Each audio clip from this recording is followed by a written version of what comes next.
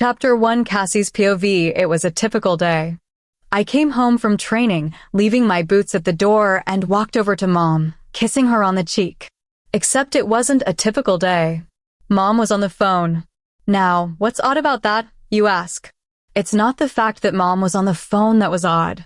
The fact that she was about to cry made it weird. My mom never cries. I set my backpack down next to the nearby recliner before sitting in it. I must have looked confused because as soon as Mom ended the call, she started talking. That was your grandpa. He called to tell me that he and Mom finally got the divorce. Babe, he wants us to come for a visit, she says after hesitating for a moment. Mom, can you handle that? Is he gonna be there? I ask, referring to the alpha of the pack. Or at least he was when Mom left with me. She was 1 month pregnant, and he was supposed to be her mate. However, he rejected her. He hurt my mom, and I don't want her around him. Yes, I can handle it. Besides, it will be good for you to meet your grandfather and uncle. And last time I checked, he was still alpha, so he will probably be there, she said with a chuckle. Why does your dad suddenly want to be in our lives? I ask, completely confused. He couldn't stand the thought of being around us for 17 years, and now he suddenly wants to be there. Why? He wasn't the one who, you know what, we can talk about it later. Can you go pack and call in so they know you aren't going to be at training? Yes, ma'am, I say, walking away irritated. Hey, I love you. I love you too, baby girl. I go upstairs, start packing, mostly tank tops, and make calls. Before too long, I'm packed and have called off training for the next 2 weeks. When do we leave? Tomorrow at noon. He wants to see me as soon as possible, my mom said, not looking at me. Does he know I exist? I ask my mom, trying to catch her eye. Well, no, but I didn't tell anybody. He rejected me, and my mom disowned me. I just never got the chance to tell anybody from there, she said, still not meeting my eyes. I get it. Hey, I'm gonna go for a run. I'll be back before midnight. I say, slipping my shoes on. Running always helped me relieve stress, and I need that right now. I understand why Mom didn't tell anyone about me, but seeing him makes my skin crawl. I've heard so much about him. He was cruel when he got angry, and he was a player. I can't stand the thought of that man around my mom. As I run through the forest of the pack territory, I hear the stream nearby. I stop by it and take off my shoes. Sitting in the woods with my feet in a stream is the most relaxing. So, that's exactly what I did.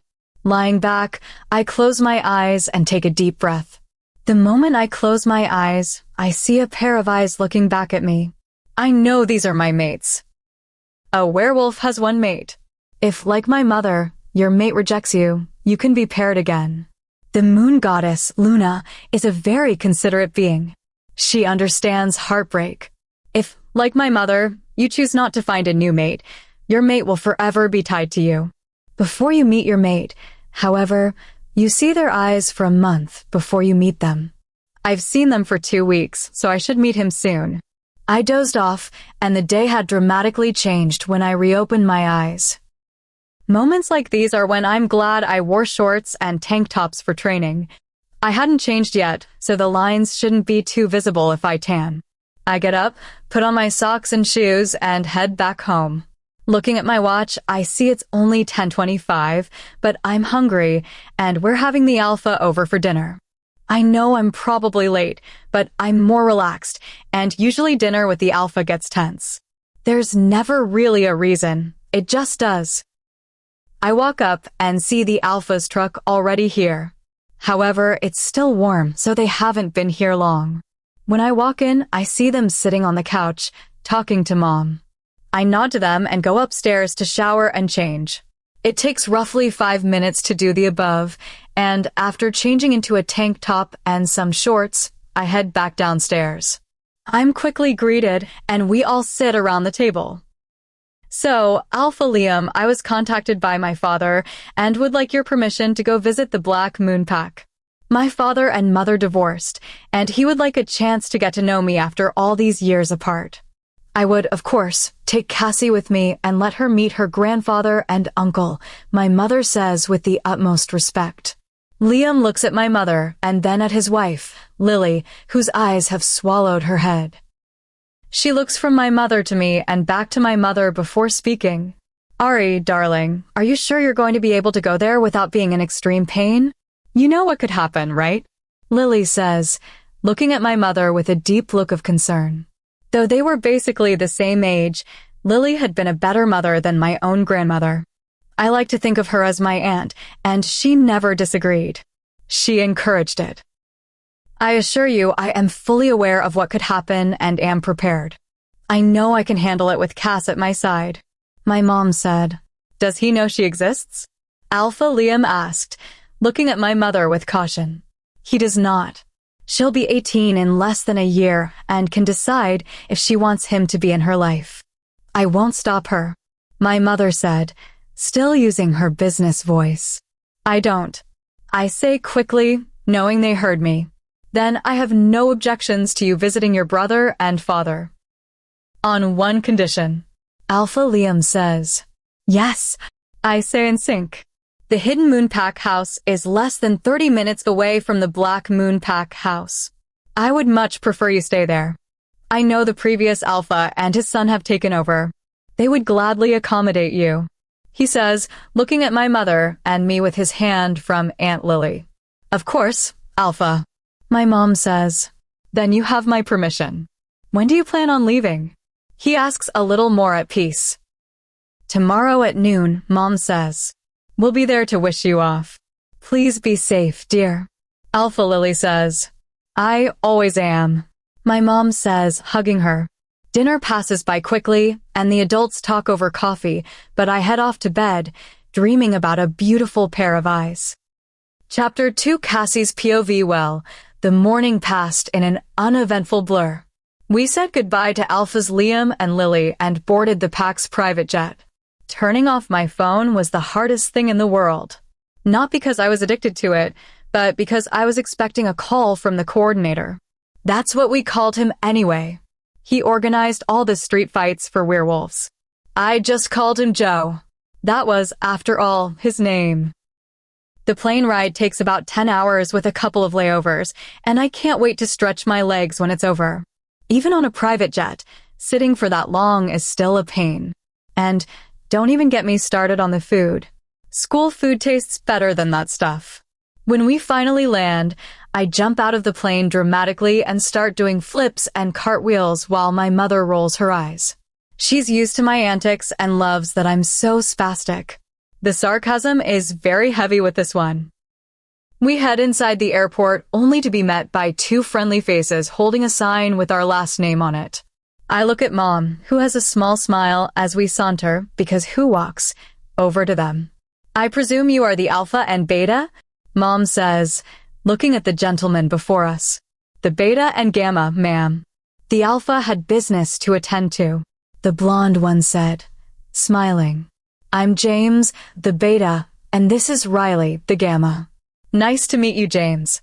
I'm Ari, and this is my daughter, Cassie. Mom says, holding out her hand while I do the same. Cass for short. I say whilst shaking hands. All right, well, if you'll follow us, we have a car waiting for us out front, Riley said. He's not bad looking. Neither of them is. James is about 6 feet 2 inches and blonde with brown eyes, while Riley is 6 foot exactly and has red hair and green eyes. Neither of them is older than 25. That much is clear. I wonder what kind of business the Alpha had to take care of. Mom asks me through a mind link. Probably getting permission to enter Grandpa's pack. I respond. Maybe, but the first time we go in, we're going alone. I don't care if they go in with us after that, but we're going in alone at first. I want you to meet your grandfather before we bombard him with people from another pack. She explains. Yeah, no, I get it. I say as we get in the car. So, what is it like in the Risen Moon pack? We haven't been in a while. James asks. It's really nice. The fight squad has greatly improved recently, and the scenery is truly fantastic. Mom says, looking at me when she talks about the fight squad. I train the noobs and train with the elites, so she takes significant pride in me. Really? I heard the fight squad has a new trainer who joined them just last year. Have you met them yet? Riley asks, looking back at Mom in the rearview mirror. Actually, yes. You have as well. You just don't realize it yet. Mom says, making eye contact with him. Really? James asks. It's me, I say. I'm not one to play dumb or coy. I like to say, I'm not Willy Wonka. I don't sugarcoat. Seriously? You'll have to show us some of your moves then. Riley states, we've had a rough year. The teacher we had died with his mate last year, and we can't find anyone to take his place. Sad, really, but he was getting old, and he only had daughters. They both found their mates, and they aren't so keen on them fighting. So who's been teaching the training? I ask, confused. Surely you haven't been dormant for a year? Of course not, but we only had some of the older teaching the younger, but none are as good as him, James explains. We talk about some other nonsense for about 30 minutes before we arrive at the pack house. The smell of fried chicken immediately greets us. We had the pack cook make you a meal because we assumed you'd be hungry. A usual Southern dinner includes my mother cut James off before he could continue. Not to be rude, but I grew up 30 minutes away from here, and I know that doesn't make much of a difference. I like Southern cooking too much to live without, so Cassie grew up in it. We know what a Southern meal includes. Of course. I'm sorry I seem to have forgotten. He said, blushing. Mom, that was rude.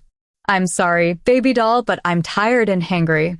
I just want to eat, not hear about the food I'm gonna eat. It was still rude. Apologize, please. I'm sorry. That was awfully rude of me. I'm just tired, and I get cranky when I'm tired. Thank you for being so kind and prepping a meal for us, Mom said, being sincere. It's truly nothing, James said, blushing once more. We enter the house, are given a tour, and are shown our rooms before we are told to get settled in, as dinner still hasn't been done. I decided to shower because I smelled too much like other people. After a brisk shower, I quickly dressed in a simple gray V-neck t-shirt and black skinny jeans. Putting on my boots to mid-calf, I go downstairs to see my mom already there and talking to an older woman. There she is. This is my daughter, Cassie, Mom says to the older woman. I call her older, but there's no way she's older than 40, if that. Hello, dear. I'm Cassandra, but you can call me Cass. I'm the current Alpha's mother. It's very nice to meet you. I'm Cassie, but most call me Cass, so I'm sorry if I respond when you're the one they intend to speak to. I apologize in advance. Oh, and they even may be talking to my husband. His name is Caspian, but most people call him Cass, so it's always confusing around here. She says, laughing. Well, this is going to be interesting. I say, giggling. We have dinner and talk briefly before Cassandra says it's time for bed. Being the head of the house, everyone listens. After heading to my room and changing into my pajamas, a black cami, and some teal and black shorts, I lay down. It's been about 2 hours of restless rolling around when I decide to get up and get some water. There is only one in the morning, so why not?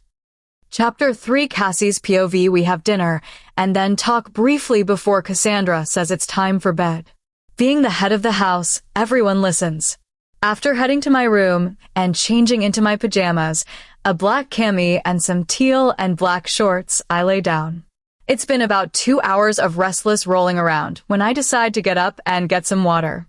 It's only 1 in the morning, so why not? Making my way quietly down the stairs and to the kitchen, I retrieve a glass and, as quietly as possible, get myself a cup of water.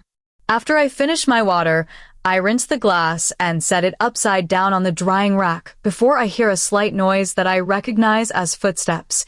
Obviously, they are the footsteps of someone trying to be quiet, and they're doing pretty well, but I'm better. I quietly turn around and walk towards the edge of the kitchen in time to see a figure round the corner to the living room. A moment later, I hear the distinct sound of a body plopping onto a leather couch.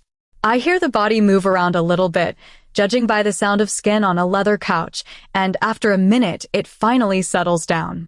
Obviously, the body is not an intruder. They would have woken the whole house. I smell something familiar, but can't quite put my finger on it. Perhaps it's raining on a hot day? Though not quite. Deciding I'll ignore it for now and investigate later, I go to head back upstairs when a freaking floorboard squeaks. This catches the body's attention, and it sits up if the sounds are anything to go by. Knowing I've been caught, I don't bother to escape and turn around. Running would wake the whole household, which I would like to avoid. Who's there? The voice asks in a whisper. I can now identify that it's definitely a he, and he's exhausted. I don't try to answer, but instead, I make my way to him. He meets me halfway, and it takes me only a moment to realize this man is my mate. And I'll be honest, I could do worse. His breath catches in his throat, and he looks over me as I do the same to him. Oh yeah, I could definitely do worse. He's about 6 feet 4 inches with short blonde hair and very well defined. Now, here's the kicker. He has heterochromatic eyes. One of them is emerald green, and the other is oceanic blue. They are gorgeous, and I could look at them for hours. His lips are plump, and I'm certain his jaw could cut paper. That's how sharp it was. Looking over his face again, I notice that he still hasn't let out the breath he was holding, and he seems to be biting his tongue. You okay there? I ask quietly, not wanting to wake the whole house. Just trying not to be cliché. He says, taking a deep breath. So, can we talk? Like, go sit down and maybe get to know each other. I ask, and see him visibly relax as if he were worried he'd be rejected. Yeah, that's wonderful. How about the living room? He suggests, sounding nervous. We walk to the living room and sit facing each other on the same couch. Both of us are sitting cross-legged on opposite sides of the sofa. I guess we should introduce ourselves. Hi, I'm Cassie Mora. I'm 17 and visiting with my mother from a different pack. We're visiting to see some long-lost family. I say, I'm Axtragast. I'm 18 and the alpha of the pack you are staying with. It's an honor to meet you. Your alpha speaks highly of you. He says, taking my hand, which I had outstretched, and bringing it to his lips for a kiss. His eyes haven't left mine since we sat back down. Sorry about all the staring. I can't help but feel this is a dream. That's the only place I've been able to see your eyes, and I can't help but be mesmerized. I know how you feel, but I do need to talk to you about something. I say, okay. He says hesitantly, I'm not rejecting you, so get that thought out of your head, I say, and he responds with a deep breath of relief. I am, however, warning you that now may not be the best time to accept you. I've got a lot going on at the moment, and when I do accept you, I want to be able to give you my full attention. I grew up being taught that your mate is the most important thing, and I want to be able to act on my teachings. I would never reject you, and I would love to get to know you, but I would also like to keep our being mates secret for the time being. So let me make sure I got this right. Your reasons for coming here are too complicated for you to accept me as your mate for the moment, but you will, publicly, once everything is solved. He says he is stopping for me to confirm, which I did before continuing. And you don't want to tell people because I don't want them to think I'm rejecting you, and for the moment, none of them need to know my mother's business here. As far as your pack knows, we're visiting family and staying here because our alpha requested it. I say, my mother will explain more if she wants people to know. Can I know how much deeper it goes? He asks. He's earned that right as my mate, the alpha lending us his home, and for accepting our circumstances. I was the product of a one-night stand between two mates. My father, the very next morning, rejected my mother. The reason we're staying here is because my father is the alpha of the pack. We don't know how he'll react because my mom was scheduled to move shortly after the event anyways, so she just got permission from the previous alpha to move. She was studying medicine in our current pack when she found out. Her mother had always hated her, and when she found out she had been rejected, her mother kicked her out of the house. Her mother and father recently got divorced, so we're coming to visit. Does anyone in her old pack know you exist? He asks with a look of shock on his face. Nope. Mom didn't even know she was pregnant till she got out to Oregon, and she didn't call anyone because she didn't really have any friends out here. I say with a shrug. We sat around and talked for another few hours before becoming too tired to continue. We agreed to meet here again tomorrow and get to know each other. I got up to head to my room, but stopped and gave him a quick kiss on the cheek before turning and sauntering upstairs. I seriously hope this wasn't just a dream. Chapter 4 Cassie's POV last night was one of the best nights of sleep I've had in a very long time, even though I only slept for about 4 hours. It seems it doesn't matter how little sleep I get the night before. I'm still gonna wake up at 5 a.m. Oregon time. Luckily for me, it was 8 a.m. in North Carolina and a decent time for them to get up here. That was actually the time they had breakfast. Good morning, ladies. I hope you slept well, Cassandra said. We most certainly did. Again, thank you for your hospitality. My mother says she has always been one for extreme manners. I can gladly say I inherited most of that trait. Wonderful. And it's no problem. I hope you wouldn't mind joining us in the dining room.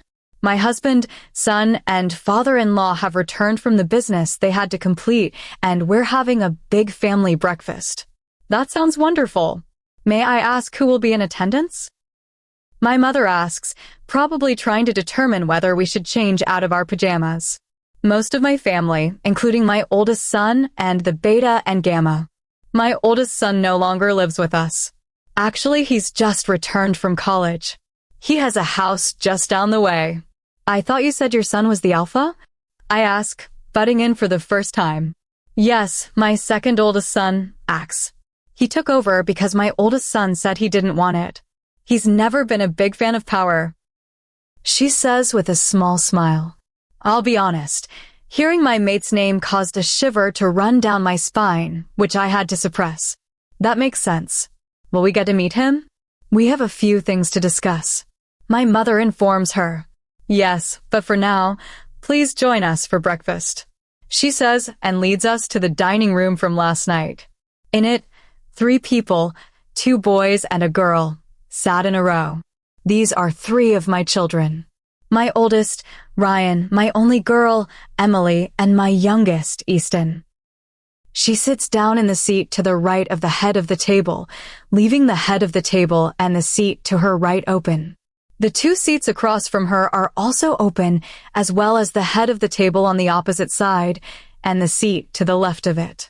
Cassandra's sons are on one side, and her daughter is on the other side, the opposite of Cassandra's. The beta and gamma are on the same side as Emily, leaving the only seat open beside Ryan at that end. My mother walks to the head of the table on that end, and I walk to the seat next to her and stand behind it. My training has led me never to sit until my superiors are seated. We soon hear footsteps, but not that hard. They're essentially stomping into the room. The first stompers to appear was an older-looking man Cassandra rose for, and when his eyes looked into hers, they started to shine with love. One can only assume that's her mate, Caspian. He's not the worst-looking creature, and pretty handsome, but I must say that Axe looks way better. Speak of the devil, he comes, judging by the smell of rain on the hot pavement. An odd smell, but all of my best memories have happened as it's begun to rain. He walks in wearing a pair of sweatpants and a white v-neck. It shows off his muscles, and I have to do my best not to stare. We only met hours ago, and the mate bond is killing me. He smiles and nods to his family, my mother, and me before standing behind his seat. His seat is across from his father's, who is to the right of his mother's.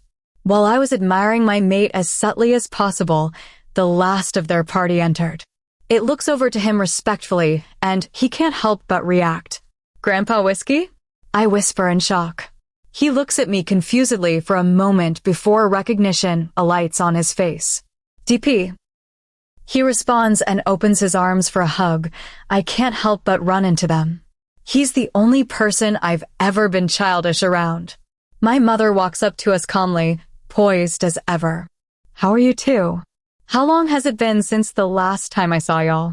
We're good, and it's been a little less than 10 years. My mother responds as he wraps an arm around her, never letting me out of his embrace. That would explain why I almost didn't recognize my little beauty right here.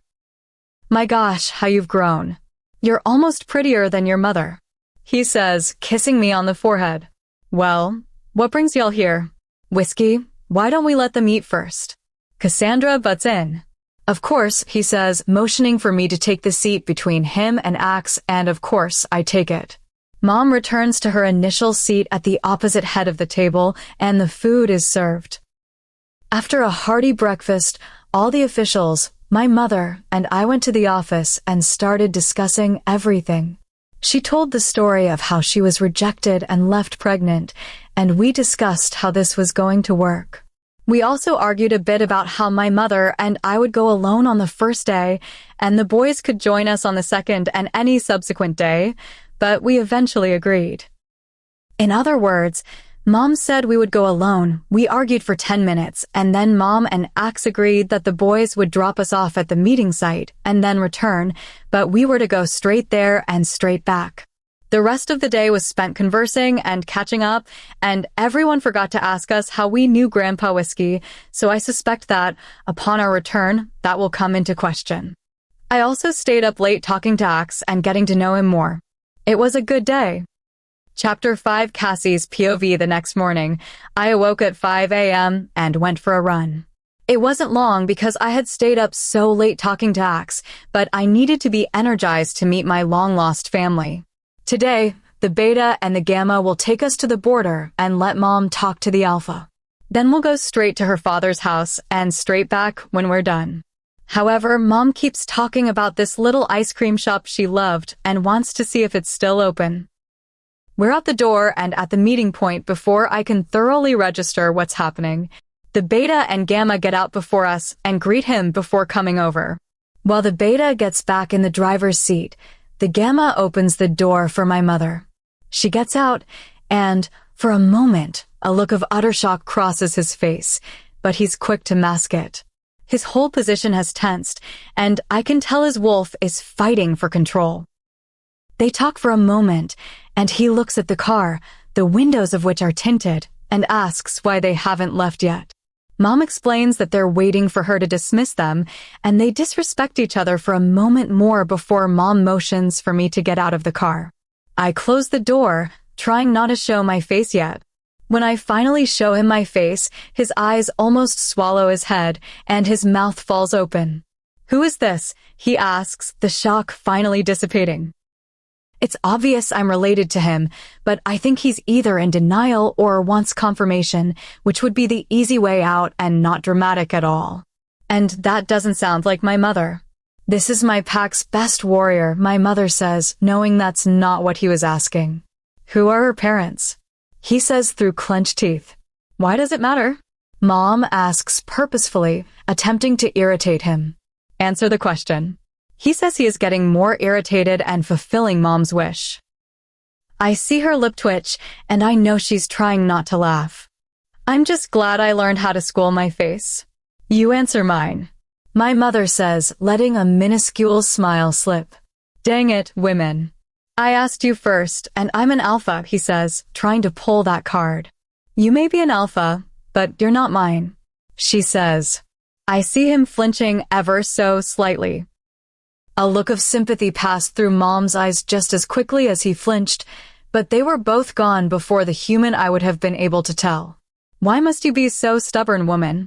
he says, taking a step forward, getting in her face and adding a growl to his voice. "Never speak to my mother like that," I say, stepping between them and adding a growl. I may have been tired of their childish arguing, but no one gets to speak to my mother like that. "So she's your daughter," he says, addressing my mother from around me. "Who's the father? Why does it matter?" I ask my mother. We don't often speak in sync, but when we do, it's creepy. He growls in frustration before taking a deep breath and speaking again. "Do you even know who the father is?" he says, and I release a deep growl. "Her eyes are an interesting color, aren't they, Cole?" my mother asks, indirectly answering his question. My eyes are the same shape and color as his. It's obvious he's my father. He looked me in the eye for about 2 seconds before huffing and running off. After he's gone, Mom motions for the boys to leave, and we make our way onto the territory. Mom points out things here and there as we walk the path to her father's house, and though she may never admit it, I can tell she misses her home. The walk is shorter than expected, and before long, we're walking up to a 2-story house. The house is an odd shade of yellow, and the window sills and door are an odd shade of blue. It truly is a rather interesting house, and judging by the look in my mother's eyes, it has always been that way. While there is a look of familiarity in her eyes, there is also a look of pain. Her mother hurt her greatly. It's a tale she's told me many times. I suspect some of those memories will be replaced with better ones now that her mother has run away. We get up to the door and knock on it gently. It takes a moment for a man no older than 35 to open it, but then again, we are werewolves, and we age more slowly. Ari? Is that you? He says, his voice a deep baritone sound, almost tearful. His eyes are glazed over with unshed tears, and he looks shocked to see her. Andrew, it's good to see you again, Mom says with a slight smile on her face. Andrew, who's at the door? A voice says. This voice is a little more gruff and obviously older. I can only assume that that would be my grandfather. My uncle pulls my mom into a hug, and I see a few tears run down his face before he buries his face into her neck. If Alpha Cole were here right now, he might throw a fit at another male, putting his face near her neck. Then again, I suppose he wouldn't care, seeing as how he rejected her. Ari, the grave voice says, now much closer. His voice is also slightly tearful, and Mom pulls back from her current hug to look her father in the eyes.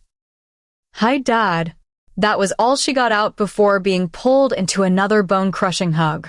You never called to confirm, and I thought for sure that that meant you weren't coming, and I would never get the chance to tell you how sorry I am for everything I put you through, and he says, breaking into sobs and stuttering out what he could. SHHHH. It's okay, Dad. It's okay. I didn't get the chance to call back. We got permission and started planning the trip out here. Mom explains, rubbing his back like she did to me when I was younger and sad. What do you mean we? Andrew asks before looking in my direction and wiping his eyes. My grandpa, whose name I've not been told, looks up and sees me through his tears. He straightened up and wiped his eyes before looking at me fully and then back at my mom. And who might this be? He asks my mother. This is my daughter, Cassie. These are your grandfathers, Marcus, and your uncle, Andrew. Boys, my pack's strongest warrior and my pride and joy, Cassie Mora. Mom says with a smile that shows nothing but pride and love. I can't help but smile at the look on her face. I'm an uncle? Do you know who the father is? Andrew asks Mom, probably not thinking about how bad that sounds. Mom gives him a look that says, really? I just realized how bad that sounds. Sorry, Ari, I'm just in shock. I mean, we weren't even pregnant when you left. You were never socially active, just really focused on your career. You must have met your mate then. Marcus says, is he here too? Probably somewhere. He rejected me the night before I left. That was just before I was supposed to leave for the study program, and the next morning Stella disowned me. At that point I had no reason to stay, so I just asked the Alpha if I could permanently move out there. Once he heard everything, he agreed. I plan to visit him tomorrow and thank him for everything he's ever done for me. Mom explains and pulls me into a side hug. Explaining this has always been hard for her. I have always been her lifeline. He's in this pack? Marcus asks, looking affronted. Honey, you didn't have to come back. Had I known, I would have never asked you to come here. Why didn't you tell me? I've long since gotten over it. The Luna above blessed me with a piece of him to allow me to get through the rejection. My mother says and kisses my forehead. Why don't we head inside? Andrew says. Everyone agrees, and we head inside. Thank you so much for reading. Please inform me of any mistakes you might see, and most importantly, have a nice day. Chapter 6. Cassie's POV. The house is much nicer inside and has obviously been taken over by men. Probably the two in front of me. We all go to the living room and sit on the leather couches. I'm sorry, Cassie. I have been insulting. Please tell me a little more about yourself. My grandfather says, speaking to me for the first time. I don't hold it against him. He's only seen his daughter for the first time in 18 years. Nothing is interesting about me. I'm our pack's strongest warrior. I like to run, and I've been asked to teach the warriors of multiple packs, including the one we're staying at while on our visit. I state, there truly isn't much to tell about myself. I spend all my time training to defend, and my guard is rarely down. Even now, I stand with my arms crossed and my feet placed shoulder-length apart. Always on guard, I hear my mother mutter. She also loves to read and will spend many hours down by the pond near our house, reading and soaking in the sunshine. She's brilliant at art, and though she'll never admit it, she loves children. I have no quarrels with admitting my love for children. It's just dangerous to admit to enjoying the presence of something so defenseless, especially when you have enemies and no way of defending them. I say, looking at my mother. You have no enemies who would dare go against you, much less attack the children you often take care of. My mother says with a roll of her eyes. So you often take children under your wing? Andrew asks with a hint of amazement in his eyes. Yes, I'm very much like my mother in that aspect. I say, feeling my lip twitch in a momentary millimeter smirk. We spent the next 3 hours talking and ordering Chinese for lunch because we were all too involved in cooking, and the boys wouldn't let Mom cook. It got to the point where we were laughing, and I had to sit down a lot. I was still on guard, but I could relax a little. And then, at about 12, we had a visitor arrive. Andrew got up and came back with an older-looking man. He looked very similar to Alpha Cole, and I can only imagine they are related somehow. Alpha Jason? My mom says and stands up. Ari Mora. The last time I saw you, you were getting ready to leave for your big future. What are you doing round these parts? Jason says with a cheese-eating grin. Circumstances have changed. I'm back for a couple of weeks to reconnect with my family. My mother left, she says, hugging the older man, who is her older alpha. So did you accept Luna's offer for a new mate? He asks, looking down at her from the hug. His face only shows concern, and I suppose he doesn't have anything to worry about at his age. No. I ended up with a piece of him, and I never would have been able to move on. Not that I really want to, Mom says, coming over to me with a smile on her face. This is the first time the older man looks at me, and a shock comes across his face. He stares into my eyes momentarily, and I see his gloss over. I get not being able to move on. Who's this? He says, though I feel like he knows the answer. Jason, meet your granddaughter, Cassie Mora. Mom says with sadness and joy in her eyes. It's an odd combination that makes me want to hug her, but I know she would prefer I didn't at this moment. Granddaughter. I hear my uncle and grandfather ask at the same time. You didn't tell them? Jason asks, looking at my mom in confusion. I didn't want them to hate their alpha for a decision he made when he was a teenager. Mom says with a shrug. It was a decision that ruined my baby girl's life. Marcus growls. Yeah, he hurt my sister. I have a perfect reason to hate him. Andrew agrees, looking extremely upset. I agree that his decision was entirely stupid, Jason says, looking upset with the situation. This is exactly why I didn't want to tell you guys. I've gotten over it and don't regret anything. That one night gave me the best thing I ever received. She's the only thing that kept me going through it all. So no, I don't hate him and I don't regret it. My mom says, looking at me with pride. Besides, you both hurt her in some way when she was growing up. Did either of you try to stop or defend her when she was disowned that morning? I say, and they both look down in disgrace and sadness in their eyes. Does he know? Jason asks. He met her this morning and blatantly asked who her family was. He was made aware that I'm her mother, and her eyes give away that he's her father, but I don't know if he's truly registered that she's his daughter. I expect to hear from him at some point so we can have a sit-down with her involved. My mother says, as long as you have made some effort to make him aware. Jason says with a concerned look on his face, am I going to get to meet your mate? I ask Jason. I've already lost one grandmother, and I'd rather not lose the other one. Sadly, she was attacked by rouges last month and has been in a coma. He says with a look of sadness covering his features. Oh no! My mother exclaims, will Luna Angie be okay? She's stable for the time being, but she's also still healing from a major head injury, so it'll take a little longer. He says with a gentle smile. Am I correct to assume I have her eyes? I ask, looking him in the eye. Yes, you have my beautiful angel's eyes. My son also has them, so I can only assume you got them from him, he says, and his mom nods. I'm sorry, love. I know that must be hard. I don't think of them as his eyes. I think of them as my daughter's eyes and Luna Angie's eyes.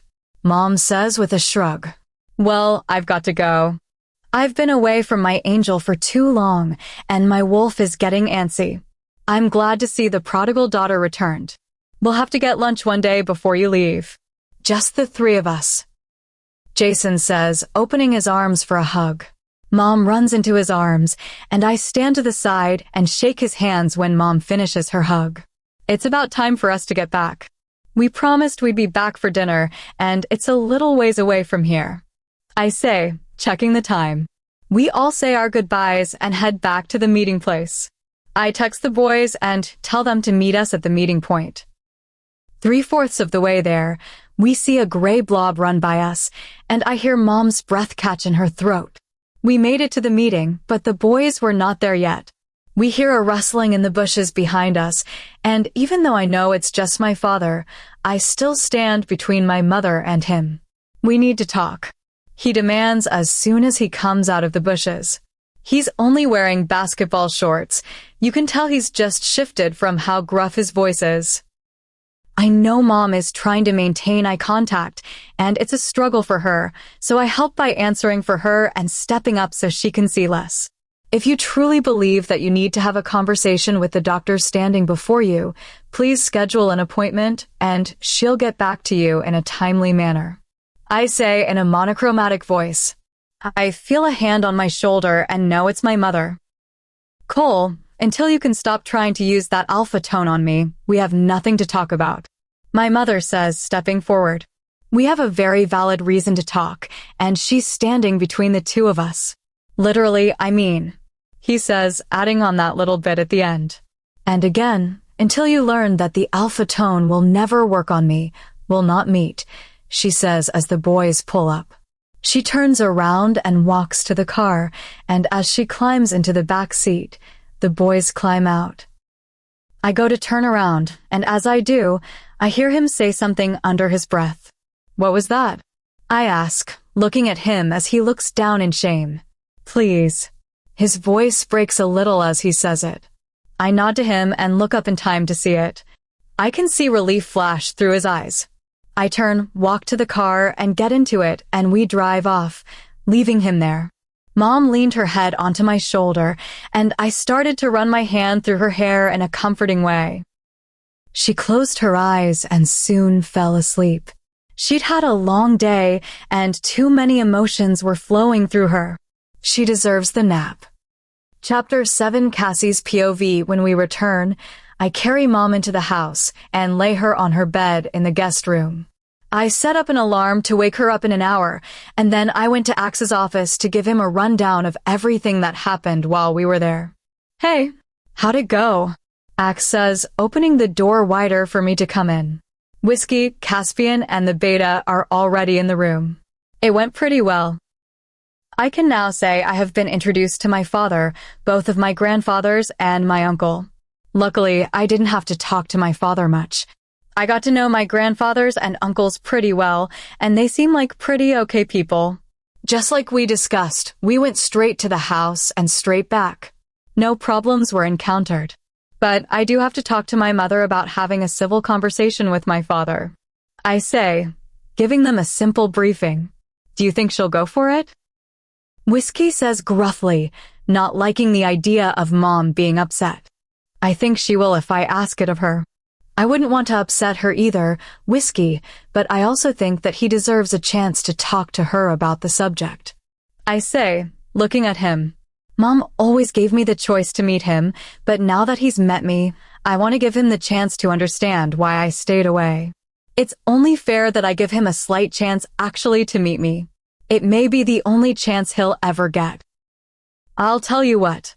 I'll bet the one accompanying you tomorrow, and if your mother agrees to it, we'll meet him at a small cafe on my grounds so no one from his pack has the opportunity to stick their noses where it doesn't belong. I can link the pack to stay away from the cafe for a little while, and we can have a private conversation. He can use the excuse of coming to see me so fewer questions are asked. Axe says, leaning back in his chair and putting his feet on his desk. That sounds good. I'll talk to Mom about it when she gets up from her nap. Is there anything else we need to discuss? I ask. You said you met both of your grandfathers. Does that mean that you met your father's father as well? Axe asks with a raised brow. Yes. He heard that my mother was back in town, and he was the only one who knew about her rejection and the fact that my father was her mate. He didn't know she was pregnant, but then again, neither did she until she was already in Oregon. He is extremely disappointed in his son for rejecting my mother. His family always loved her, and if it hadn't been for her being rejected, they would have taken her in and let her continue her doctor career in the pack. I say, a bit of sadness leaking into my voice at the thought of all that my mother went through. Your mother is very brave, dear. She was and always has been a very smart girl. She'll make it out of this with the best outcome. She always does. I mean, she got you. Whiskey says, coming over to hug me. I smile at his shoulder. Guys, time to wash up for dinner. Cassie, sweetie, your mother woke up. She says, thank you for the alarm. Cassandra says, knocking on the door. We'll be out in just a minute. The rest of you can go ahead and head out. I just want to talk to these two about the plan for tomorrow. Whiskey says, clapping Axe and me on the shoulders. Just don't take too long, Whiskey. Caspian says, giving his wife and mate a nice kiss. I make no promises. He says with a smile and closes the door before the smile is wiped off his face. All right, children. Sit. We both do, and with raised brows. Now how long do you two plan on hiding that you're mates? How do you know? Axe asks, sitting up in his chair. I know what a pair of mates looks like. Whiskey says, but I know the truth. You heard us talking one night. I say. Why are all the adults around here so dramatic? Well, that too. He says with a shrug. When everything is calmed down, when Mom feels more at peace with everything, then we'll tell people. Until then, we're taking time to get to know each other. I say, explaining our predicament. I agree, Axe says. Have you kissed yet? Whiskey asks, looking between the two of us. Not yet. Why? Axe asks, furrowing his brows.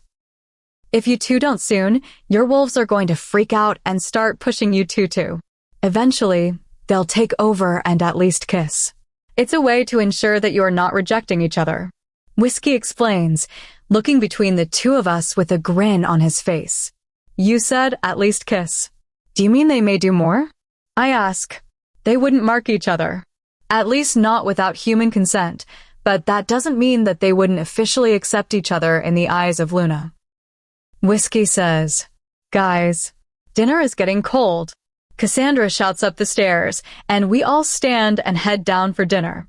Dinner went by relatively calmly, with very little discussion. Everyone was so busy enjoying the food that they simply forgot that words were a thing besides the occasional compliments to the chef. After dinner, most of us went back to the office, and this time, my mother joined us. We did a quick recap of everything discussed before dinner and filled Mom in on all that had been discussed. Now for the fun part. Mom, I say to get her attention, and she hums in response. I think we should meet with him. You should explain why you never told him about me, and I could get a chance to explain why I didn't want him in my life. I never wanted him to know I existed, but now that he does, I don't think it would be fair to keep me from him without an explanation. I understand where you're coming from. I'll do it for you, my love. I assume you already have a plan, she asks, and I nod before Axe takes over talking. The plan is to invite him over to a small cafe we have in our pack and have a conversation in private.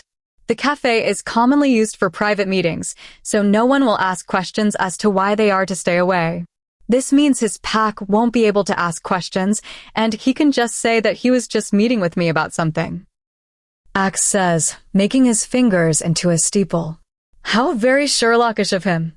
That would work. I'll talk to him about it tomorrow. We could do it the next day if that works for you, my mother says, and Axe agrees. I'll talk to him. I don't want you interacting with him too much. I may be willing to give him a chance, but I still don't trust him. At least with you. I say, wanting to keep Mom away from Dad until I can talk to him privately. Okay, just be careful. I know I'm safe from his temper, but I don't know how he's going to take to you. My mother says, her face showing concern. I see Axe look concerned for a second, but he covers it just as quickly as it appears. The meeting didn't last much longer because everyone was tired and most immediately went to bed.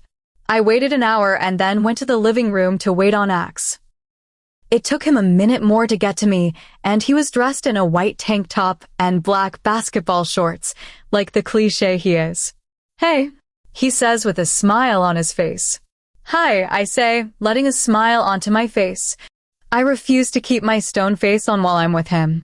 So, quick question, how do you know my grandfather? He asks after a moment. I knew the question would come up sooner or later. I have no problem answering it. When I was young, probably about 4 or so, my mom was looking for work. The pack was under a different alpha, and the pack doctor wasn't allowed to train anyone else. My mother was looking for work and went to a bar that your grandfather was in, and I went with her because she didn't have anyone to watch me, and I was a well-behaved child, so she trusted me. I say with a half smirk and a chuckle. I was in my pajamas because it was late, and Mom went to the back to talk to the manager. I walked over to the bar after Mom gave me a kiss on the forehead and hopped up onto a stool that was way too big for me, and I was sat next to Whiskey. He looked at me with this look of utter confusion and raised a brow at me as I ordered a Dr. Pepper from the bartender. They both looked at me with this look that just said, what in the world is this child doing in a bar? I got my Dr. Pepper and Whiskey asked me just that. I explained that my mother was looking for work and was hoping to get a job here. We talked for a little while longer, and he dismissed himself for a moment before coming back not 2 minutes later. Apparently, he'd gone and talked to the manager and demanded that my mom get the job once he saw how respectable she was. The rest is history. I explain, a smile on my face. Yeah, Grandpa Whiskey is a pretty cool guy. He's always running around and running his, business. Axe says, not saying what that business is. I know he runs a mafia. I found out when I was 8 and didn't care. Mom didn't either because of how much he's done for us. I say with a shrug and a smile. He nods his head with a look of amazement on his face. We talk some more, and before I know it, it's time for us to go to bed because we both have stuff to do tomorrow. We say goodnight, and he kisses me on the tip of my nose, which makes me smile more than I'd care to admit, and as he goes to walk away, I grab his arm, spin him around, and kiss him on the jaw. He looked at me, slightly shocked for a moment, but I gave him a smug look and walked away, turning back to wink at him. All in all, I say this was a pretty effective day. Chapter 8, Cassie's POV, We Have to Talk. I say, approach my father. As anticipated, Axe accompanied my mother and me to her father's house this morning. We stayed there for a while before I announced I had a meeting, and I went off. That meeting is with my father, whom I tracked to his office and talked his beta into letting me speak to him. So here I am, bursting into my father's office, telling him something he needs to know. John, you're good to go. This is a private meeting. I'll call you in if we need anything, he says, waving the beta away. Once John is gone and out of earshot, Dad drops his pen and rubs his hands across his face. What did she say? She agreed. It will be me, you, her, and Alpha Axe. We'll meet at a little cafe on his territory tomorrow. It's usually reserved for meetings, so no one will question why the cafe is closed to the public, and no one from your pack will have to find out. You can bring anyone that you want to, but they'll find out information about my mother and me. I would also like to request a meeting with you the day after the meeting to discuss a few things. I say in rapid order, laying everything out on the table. That all seems doable. Alpha Axe knows everything. He asks after a moment, looking deep in thought. He's been informed. It was one of the stipulations of us staying with him. He doesn't judge you for your decision, or at least he said he wouldn't need until he knew your reasons. That's one of the reasons why he wants to be there tomorrow. He says that what he finds out tomorrow will not affect your peace treaties or resources. He wouldn't put the pack in danger because of a personal reason. Another reason he's going to be there is because he has to so that all of your reasons and excuses pan out. I explain the reasoning behind everything. He nods and takes a deep breath before releasing it slowly. Why do we need to meet the day after? He asks, looking up at me with a look of confusion. I have so many questions I'll need to ask you after everything. Tomorrow is your day for questions, and the day after is mine, I explain. Why did she keep you from me? He asks, his voice cracking slightly, and sadness is evident. It was my decision. She told me the truth, and I made the choice. It physically pained her to try to tell you. I can tell you from experience that the pain she went through trying to tell you was excruciating. I felt it a couple of times in the womb and a couple more times when I was just a baby and she forgot to close the bond. It was as if the Luna above refused to let her tell you. I say, zoning out.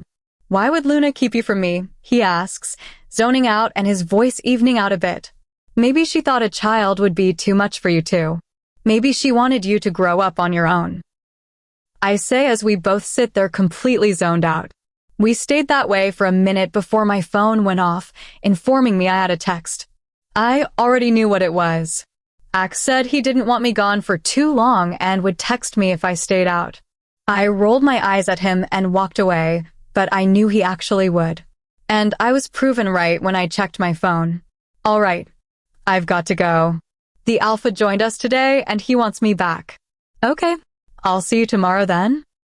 He asks, standing to walk me out. You will. You might want to prepare a list of questions tonight so that tomorrow can play out smoothly.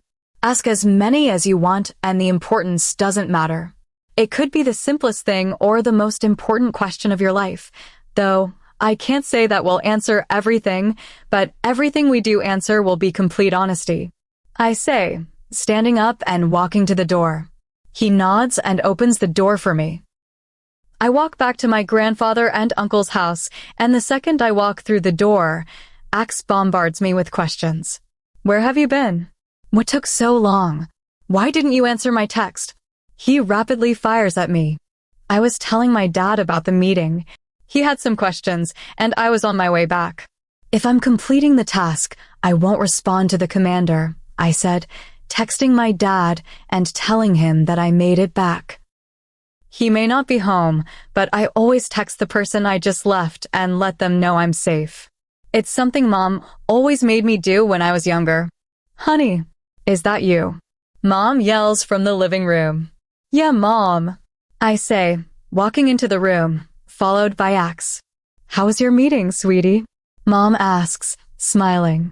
Marcus smiles at her, and Andrew does too, obviously happy to see her so happy. Jason is also there, making eye contact with me and smiling. He is excited to see his wife's eyes. It was pretty good. Everything is set up, and it will be carried out tomorrow, I say, crossing my arms and standing with my feet shoulder-length apart.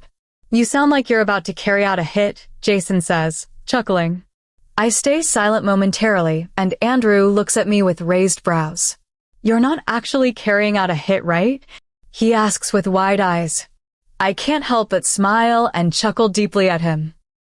No, I just have another meeting set for tomorrow, and Mom has to accompany me, so we won't be able to come over tomorrow. And I have a couple of things to do, so it may just be Mom and a guard for a couple of days. I explain, looking between the three boys. Okay, sweetheart. Just make sure to come visit again before you leave, Grandpa Marcus says with a sad smile. I can see it on all their faces. I know they're unhappy that they missed my childhood and want to make up for it, but they don't know I won't be that far away. I'll make sure to, I say with a smile. I hate to interrupt, but we do have to go, Axe says, somewhat apprehensively. He doesn't want to break up the family reunion, but he also has work to get done. Of course, Grandpa Jason says, standing up to walk us all to the door. Alpha Axe, it was wonderful to see you again. Ladies, I hope to see you sometime this week. Now I'll also make my leave as I have to go speak with my son about some business. We all say our goodbyes and walk to the point where the boys are supposed to meet us and see them waiting. The car ride back is mostly silent, and Mom dozes off on my shoulder. I would have dozed off, too, had it not been because I wasn't 100% comfortable with the area. I'll have to go on a wolf run tonight. When we returned to the pack house and got Mom inside again, lying her down for a nap, I went to the office to talk to Axe. It was just the two of us in his office, so we were allowed to be a little more open with everything, but we still had to remain on business. Where'd you go? He asks, taking a deep breath and releasing it in a sigh. I went to inform my father of the meeting. He ended up having a few questions, and I stayed longer than I expected. I would never lie to you. Which is why I'm telling you that I have a secondary meeting with him the day after tomorrow. I say, the omission of the truth is still wrong in my eyes. Why? I was hoping me and you could find some time to hang out. He says, whining a little in playfulness and giving me a slight pout before it changes to a smile. I was hoping to as well, but I have to ask him a couple of questions, and I want tomorrow to be about him getting answers, I say sincerely. I can always trust him to be someone I can put my guard down around. What did I do to deserve you? I must have been a saint in a past life. He says after a moment of just looking at me. I was wondering what you did to deserve someone as bad as me. I say with a chuckle. Please tell me you don't actually think badly about yourself? He asks. He scoffs when I don't answer and looks at me like I've grown 3 heads. You are one of the best people I know of, and I've only known you for 3 days. Maybe that's the problem. In the 3 days I've known you, you have taken care of your mother as if you were the mom. You've done everything you can to help out around the house, even though you're the guest. You've handled the children like it's no one's business. And you've proven yourself to be a wonderful Luna. After you left today, your mom spent an hour talking about how amazing you are and how much she loves you and everything you've ever achieved. And do you know how hard it was to not show how much love I feel for you in those moments? I know things that your mom told that I don't know if you would have told me. She told me about so many things you did when you were younger that were just instinctive for you. You are a wonderful person and will make a marvelous Luna when you are given the chance. So yes, what did I do to deserve you? What did I do to deserve the most amazing women to ever grace the earth with her presence? He says, getting up and walking towards me with every declaration. When he finishes, he's standing directly in front of me, leaning forward to look me in the eye. After a speech like that, I can't help but lean forward. He looks at me in amazement and then looks down towards my lips. His breath catches, and I know mine does too. He looks back into my eyes and takes a deep breath before speaking. May I? Please. I say without a moment's hesitation. The light feeling of something warm against my lips happens not a moment later. I add more pressure and can't help but close my eyes when I feel his palm on my cheek. He pulled away a moment later, and I opened my eyes to see the most beautiful eyes I'd ever seen. Wow, he says and releases a breathy laugh. I smile and release a breathy chuckle of my own. Definitely wow, I say, grinning like the cat that got the canary. We are split apart by a knock at the door and a grinning whiskey. Congratulations, he says with a gleam of pride in his eyes. How do you know? Axe asks, having stood back a little bit. He's leaning against this desk as if we had been discussing casually. Consent even in the littlest things. Whiskey and I quote in sync. Whiskey turns to grin at me, and I wink at him. He points at his ears and says, "Wolf hearing." Dinner's ready. The rest of the night is a casual dinner followed by a short run around his pack and then off to bed. Everything was rather casual, and I'm glad because tomorrow will be more stressful, and I'm concerned for Mom. Axe and I didn't meet that night. We spent the night resting, and I personally dreamed about the kiss. I fall asleep with a smile on my face. Chapter 9 Cole's POV. I can't believe I have a daughter. I only ever slept with one person, and that was Ari, and I was drunk. I barely remember it, but now I have a daughter. And she's so strong. She had to get that from somewhere. I didn't really talk to her mother when we were younger, but if she was anything like she is now, then she was a pill. Why did I even reject her? There's so much I want to know about her, about both of them.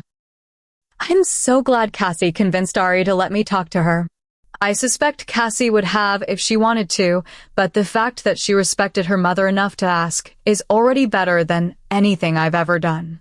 And the fact that she delivered the news personally and gave me details says so much about her character.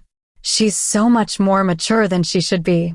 It doesn't help that my dad but dialed me while Ari was adamantly talking about all the things she's done. It's obvious that the two of them care for each other like a mother and daughter should. I'm proud of her, but at the same time, I'm sad I missed it all. I'm not sure how I feel about not being told about her.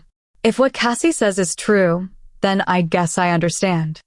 I didn't sense any deception in her, but she could be trained not to show any, or it could just be what she genuinely believes. I guess I understand why she wouldn't want to meet me, but she could have at least let me know. No, she couldn't have. You would have demanded to see her and defeated the whole purpose of her choice. My wolf tells me. Okay, so that makes sense, but would I be wrong to want to know about my kid? When did you act the way you did? So maybe I shouldn't have rejected her mother, but I don't remember doing it. Of course, you don't. It was 18 years ago. And you were hungover. Okay, doesn't being around her hurt you? And why are you sassing me? Of course, it does. You stupidly destroyed the bond, and I'm sure it hurts her too. Cassie's probably the only reason she's still alive. Why would Cassie be the only reason she's still alive? Because she still has a part of us with her. She didn't lose all of us. Cassie is a part of us. That's probably why Luna wouldn't let her tell you. You would come storming about, hurting her, and if she refused to see you, you would demand your daughter and take the only thing keeping her alive. I would not have done that. You were a dick in your youth. You would have. Okay, so maybe I would have, but no buts. You had no right to her after what you did to our mate. You may have rights to her in the human world, but those rules don't apply to us. That's why we have wolf laws. Did you just cut off our link? How dare you, but face. Alpha? Are you okay? You've been zoned out since that girl left. My beta says, snapping in my face. Yeah, just a little stressed. I have a meeting tomorrow at the North Carolina PAC. I'll probably take my father with me if I can get him away from my mother for long enough, but if I can, you'll stay in her room and keep an eye on her. I say, getting into business mode. My father already knows about my daughter, so he would be okay to bring her. And then the following day the girl that was here will be back for a follow-up on the meeting. Sounds good, boss. I'll bring her straight up then. He says with a nod of his head. Thanks, man. Can you send my dad over? Yeah, man. I'll send him right over. Anything else? What's for dinner? I ask, feeling hungry. Tacos. Yes, I say, suddenly excited. He rolls his eyes at my behavior and goes to watch for my dad. It doesn't take long for my dad to arrive. He grumbles about how he's been away from my mother for too long as he plops down on the plush couch in my office. Father, please stop complaining. I'll have you back to her very soon. What is it, son? He asks, lying down and getting comfortable. I can't help but roll my eyes before I respond. Ari and Cassie have set up a meeting for me to get to know them tomorrow. I wanted to know if you would go with me so that it looks like an actual meeting about pack business. It'll also give you a chance to get to know your granddaughter. I just got back from Ari's father's house. She talks a lot about Cassie, so I know more than you do. Of that I have no doubt, he says, rolling his eyes. Do you want to go or not, old man? I say, clearly irritated. Do you realize that you messed up by screwing with Ari? He asks with a raised brow. Yes. I regret it, and not just because I didn't get to see Cassie grow up. Now answer my question. Yes, I'll go. But you have to have someone watch your mother. I want to know if she wakes up. Now where and when is this meeting? Tomorrow at the NC Pack. We'll meet them at the border meeting spot, and they'll take us to this little cafe they have for meetings. I tell him while popping my neck, the stress having returned. Well then, he says, standing up and stretching, I'm going to go see your mother and talk to her for a little bit. I'll see you bright and early. He nods to me and walks out, and I lie back and close my eyes, taking it all in. I have no idea how this is gonna go, and I'm nervous as all crap, but I'm also excited to get to know my daughter. I owe her for getting me this meeting with her mother. I have no idea how I'm going to repay her. Chapter 10 Cassie's POV today is the day my mother and father talked to each other for the first time in 17 years. I'm nervous for my mother.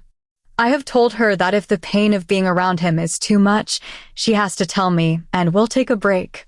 Right now, we're waiting for the boys to pick up Cole, and while Mom looks calm, I know she's freaking out. I hear her heartbeat spike occasionally, and she takes a deep breath, meaning she's probably thought of Cole. We don't have to wait very long. Cole arrives and sits down across from my mother. Surprisingly, he brought his father along, which made my mom smile. I hear a subtle intake and know that Cole is just as taken with my mother's smile. Let's begin, shall we? Cole says, we shall. Do you have any questions? My mother says, looking him in the eye. She doesn't do this out of disrespect, but out of total respect. She bows her head a lot, but I know that she's excited to be able to look someone in the eyes. Why did you keep her from me? He demands more than he asks, which earns him a glare from me. He acknowledges the glare with a wince, but Mom answers as if she didn't even hear a command. I tried. Many times. Every time I tried, a piercing pain shot through me. I couldn't even move for 2 hours after. I went to the doctor twice after it happened. They witnessed the pains, but could never decipher what the cause was. I had one once when I was pregnant and avoided that happening again. I tried again a little after I had Cassie, and the pain was worse. I tried to ignore it, but it got too bad, and I was hospitalized once. I had figured out that it happened when I tried to tell you, and it was confirmed by the Luna several times through my own dreams and many other people.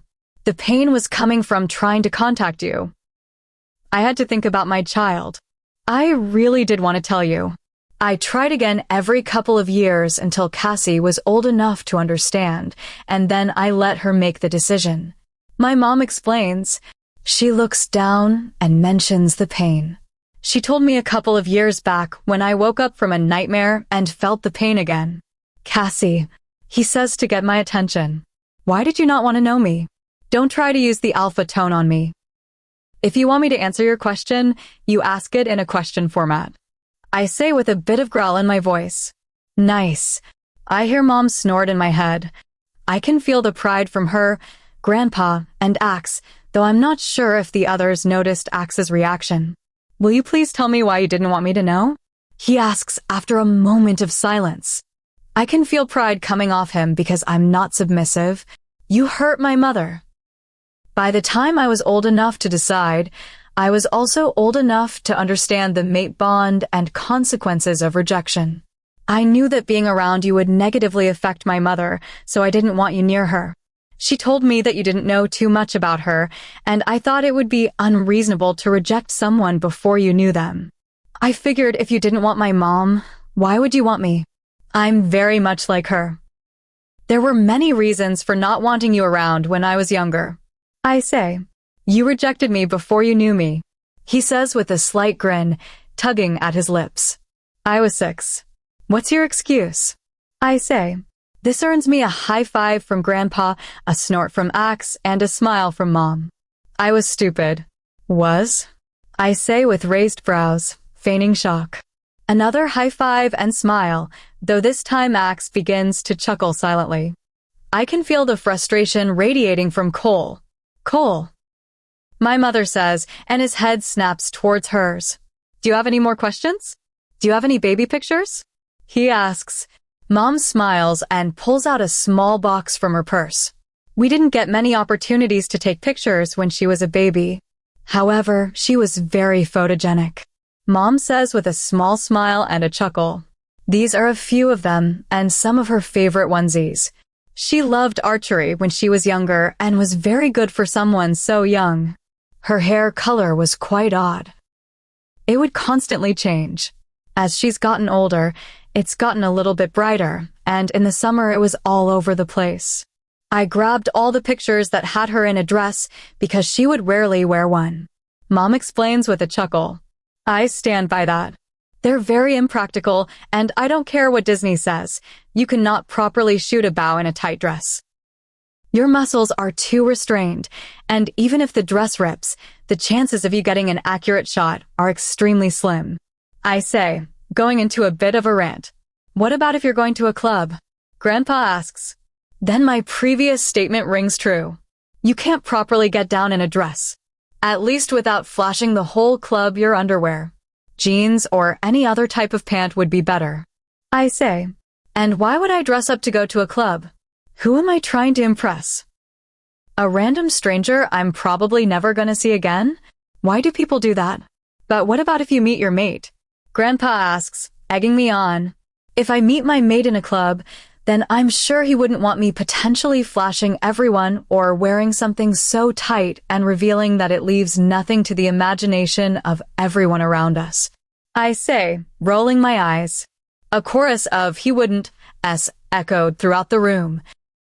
I agree that he wouldn't want that, but this is the most I've ever heard you speak. I rather like hearing you talk, he says with a smile on his face.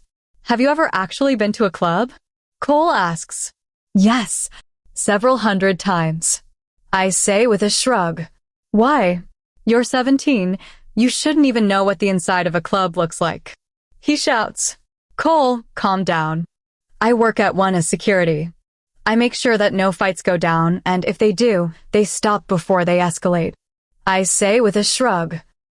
Why do you have to work? I thought your mother was the pack doctor, which would mean that you have everything taken care of. Grandpa asks. I get bored a lot. I finish school early, and training all day is boring, and after a while, it's bad for your health. I thought I might as well do something to help. They talked for a couple of hours, and I remained silent for the most part, only answering when I was asked a direct question. Cole and Mom talked a lot and got to know each other a little more, and towards the end, their grandpa got up and ran out. Apparently, Grandma woke up from her coma, and he needed to get to her. I respect him for being here to understand my mother and me better. After he left, they talked for another half hour before Cole returned to his pack. We got back to the pack house, and I got a text informing me that there was a fight nearby, and I wanted to attend. I had a few hours, so I talked with my mom. How are you doing, Mom? I feel horrible. You could have told us to leave. I could have come up with an excuse to get us out of there. No, baby. That's not why I feel horrible. Then why, Mom? I feel horrible because I felt complete. Being together and just talking to each other. My wolf was just so calm. I shouldn't feel like that. I should have felt pain. I should have felt anger. I should have felt anything except complete. I just want to be around him more. Why? Tears are now falling from her eyes, and she puts her head in her hands. Mom, everything happens for a reason. I can't tell you why Luna made it this way. Would you prefer not being around him for the rest of the trip? You can't predict what will happen in the next couple of days. It may come to having to meet with him. I'll just have to live. As long as you promise to actually live, then I won't object. I say with a smile. Hey, I have a meeting in town later tonight, so I'll leave before dinner and be back around midnight. Okay, baby girl, just be careful, she says, stands to kiss me on the forehead, and heads down to converse with the others. I tell Axe and his mother and head out for my fight. Chapter 11, Cassie's POV. I borrowed a car to get to the underground bar where the fight would occur and made it there with an hour to spare. This gave me plenty of time to warm up and change my usual attire. The attire above consists of a sports bra and shorts with a loose hooded tank top on top of it and a simple pair of purple sneakers. My trainer had demanded I wear this any time I fought. I didn't care. My only input was that my hair had to be in a tight ponytail. I wasn't told much about my challenger besides their name, and that was when I arrived, so I couldn't make a plan. This is the usual for these kinds of things and sucks. I've always been the kind of person who needs a plan, but I'm too far invested in this thing to stop now. My opponent's name is White Tiger, which I think is ridiculous, but whatever, man. My name is just C. I don't understand why an animal is used in your name. Warm-ups don't take long, and my coach took a memorable trip to be here for this fight, even though it's unnecessary. Before long, I'm called out onto the stage. White Tiger has already been called out and is standing across the ring from me. She's a 5 feet 9 inches girl who is super beefy and obviously has come this far from pure strength. I'm smaller, so I can move faster than her. I haven't seen her fight, so I can't make an informed decision on her quick thinking. The ref talks momentarily and explains the rules, which are 1, no hidden weapons, and 2, avoid death, and is told to begin. She charges at me and bends at the waist to throw me over her shoulder. I sidestep her, and she runs into the ropes before turning around. She looks at me with a little more rage in her eyes. So she has a quick temper. She charges towards me again, and this time I step to the side and stick my arm out to clothesline her. It works, but she grabs me on her way down, and I feel my shoulder pop. I'm sure it was audible throughout the room. I pop my shoulder and stand up, seeing her still down but very close to getting up. I quickly grab her arm and pull her up before ramming my head into hers.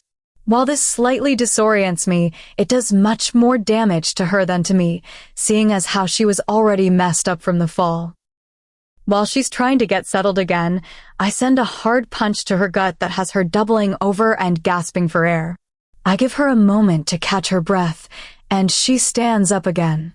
Her eyes are still dilating, meaning she is still not quite right after the blows to the head and lack of oxygen in her lungs, but she attempts to attack anyway.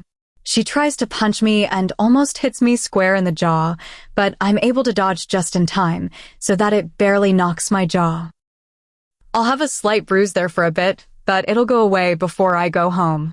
I grab her hand before it goes too far past my head and bend it in a way that will disable her but not break the bone. She sucks in air through her teeth and tries to use her non-dominant hand to throw a punch, and, because she's not well practiced with that hand, the punch is quite sloppy and easy to block. I do a roundhouse kick and land it on her head. This knocks her out and ends the match.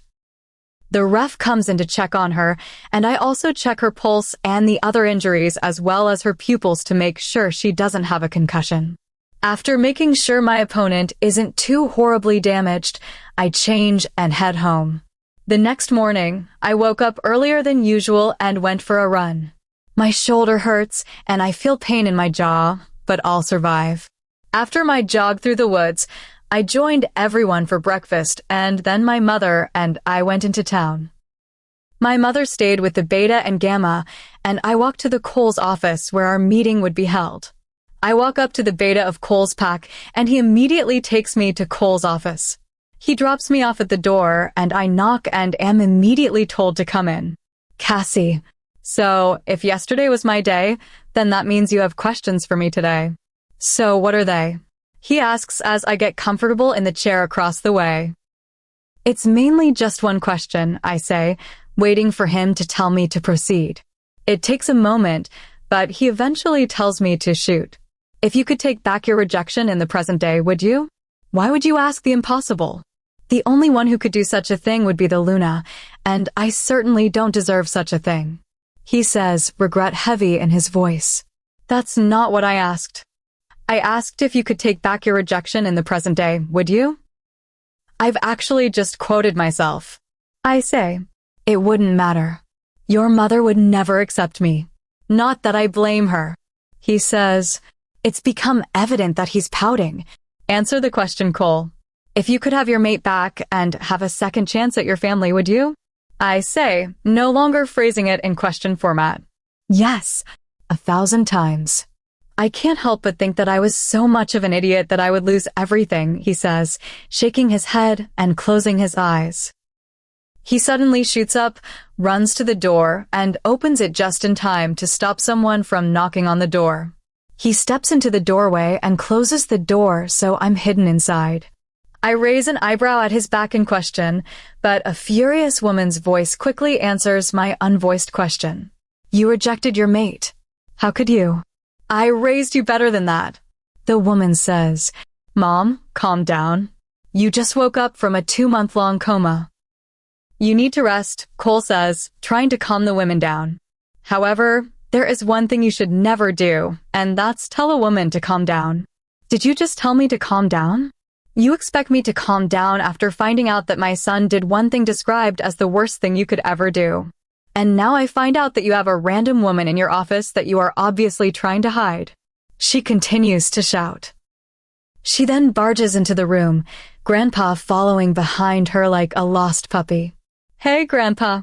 I say casually with a smile. Hey, sweetheart. I thought you had a meeting today. He says with a curved brow. I'm in my meeting. I had a couple of questions for him and didn't get to ask yesterday. Excuse me. Who are you? Angie, as I recall my mother calling her, asks. My name is Cassie Mora, I say, formalizing my introduction to the woman who doesn't yet know she is my grandmother. This is our granddaughter.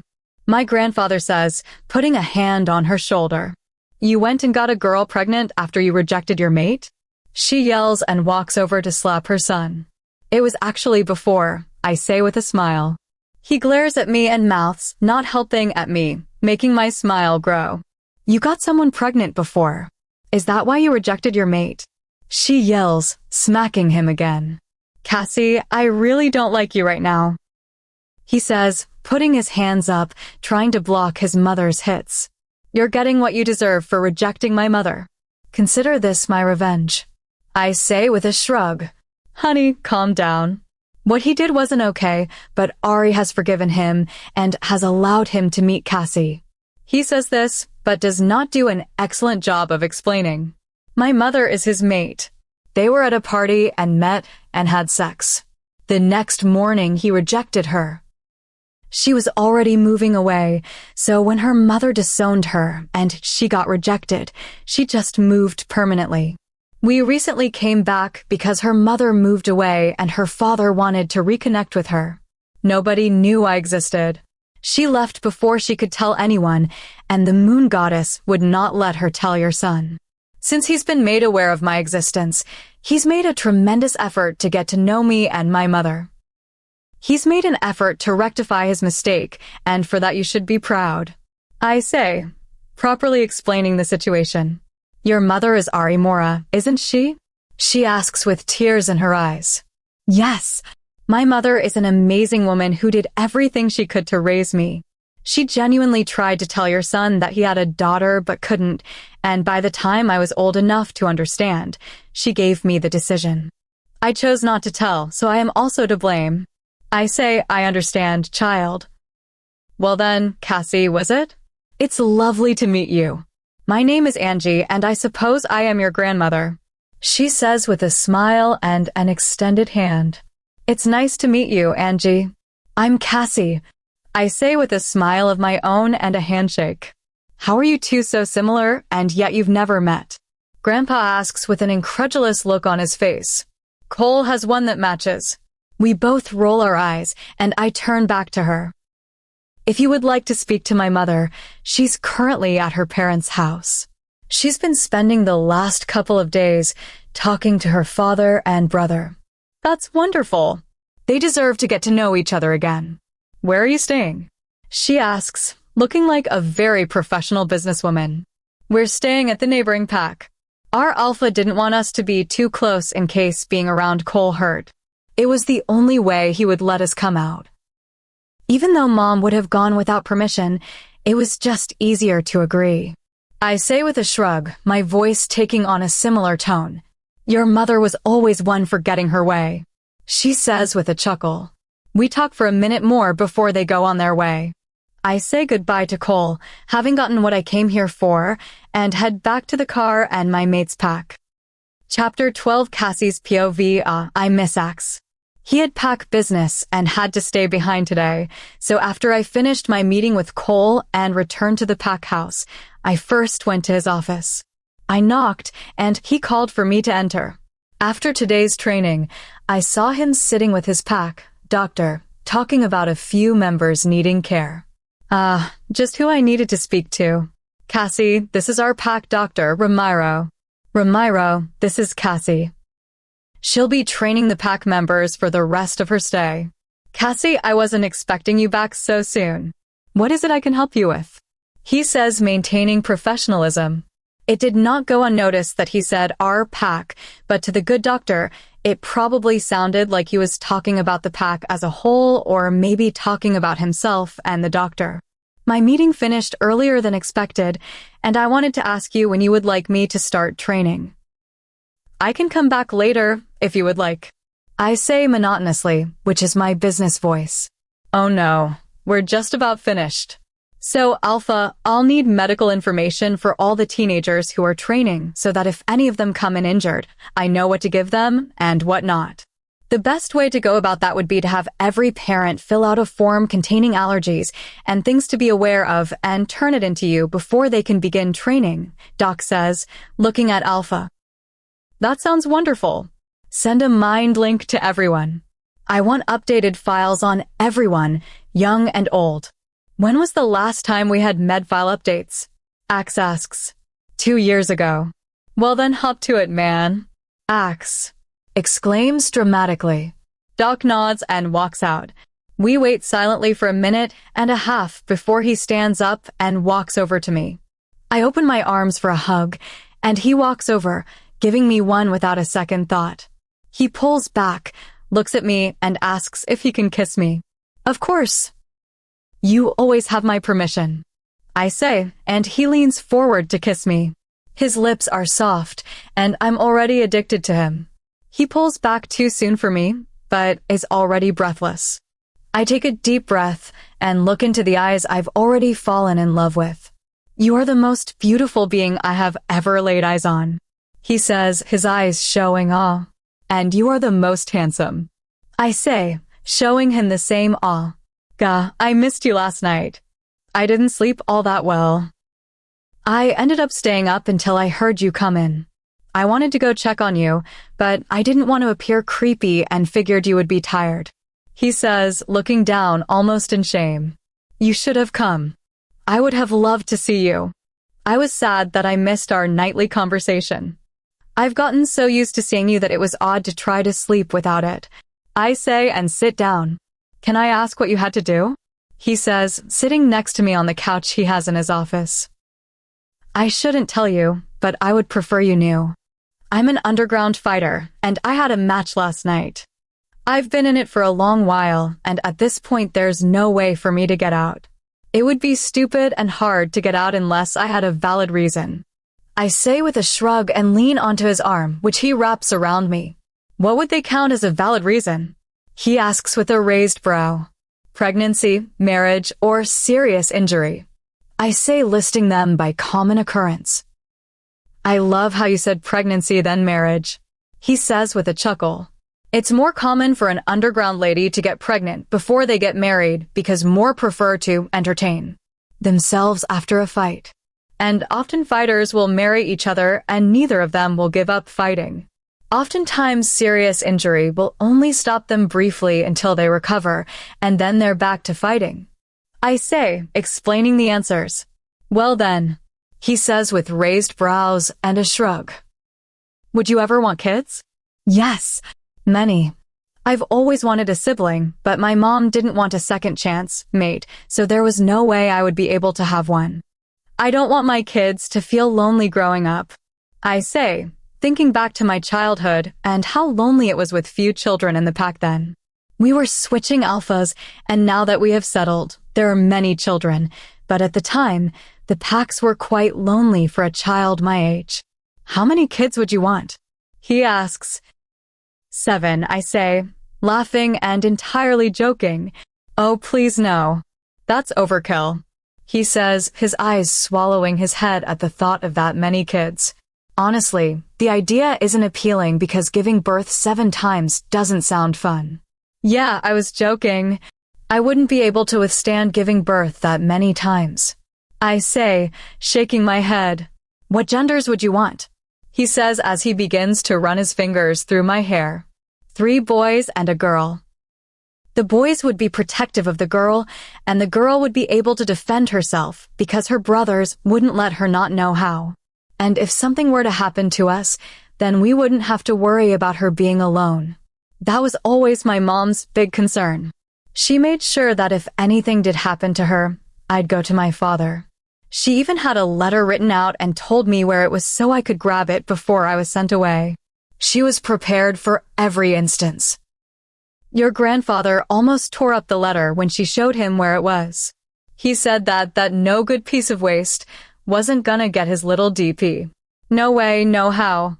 I say with a chuckle, recalling how insistent the old man was about my being his princess, and no one was gonna take me away from him. Yep, that sounds like the old man. He says, releasing a yawn as I lean more into him. You know, we could take a short nap.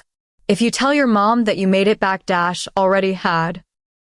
And I tell the boys that I'm in a meeting, we could probably get away with a 30 or so minute nap. He says, looking down at me, his eyes showing how tired he was. And so we did just that. Just relaxing in the feel of being in each other's arms. Chapter 13 Cassie's POV training starts today. I get up very early, ready to start this thing after being inactive for too long. I throw on a tank top and a pair of men's basketball shorts because we won't be going extreme today and head out to the training field. No one else is when I get out there, which is not unexpected as it's 3 in the morning. I do my warm-ups, which consist of running 2 miles and doing 150 push-ups and 150 pull-ups before taking a break to drink water and wait for the others.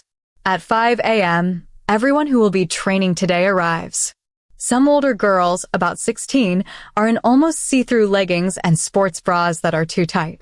The boys who are the same age or a year older are all looking at the girls, some with disgust and some with lust. Everyone quickly shifts their eyes to the field where they see me, and a chatter starts among them. I thought their pack's greatest warrior was gonna be here? Where is he? And she's hot. These are just a few phrases I catch flitting through the group. Also, Axe must have seen the last one because he bristles a little at the comment and then calls for silence. This is the top warrior of the Risen Moon Pack of Oregon. Her name is Cassie Mora, and you will treat her with the utmost respect. You will follow her instructions as if she were the moon goddess herself.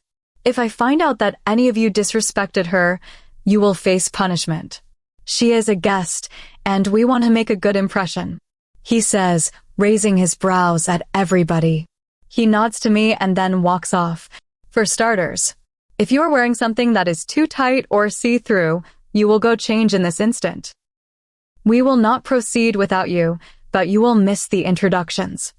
I'm okay with leggings and sports bras to work out in, but I want them properly sized or covered with a t-shirt. I say, raising my voice to be heard by the crowd. A large group of girls and a few guys go to change, and I have everyone else sit on the grass. The group I have today is 11 to 17 and is co-ed. This means that I'll have to split them up into groups.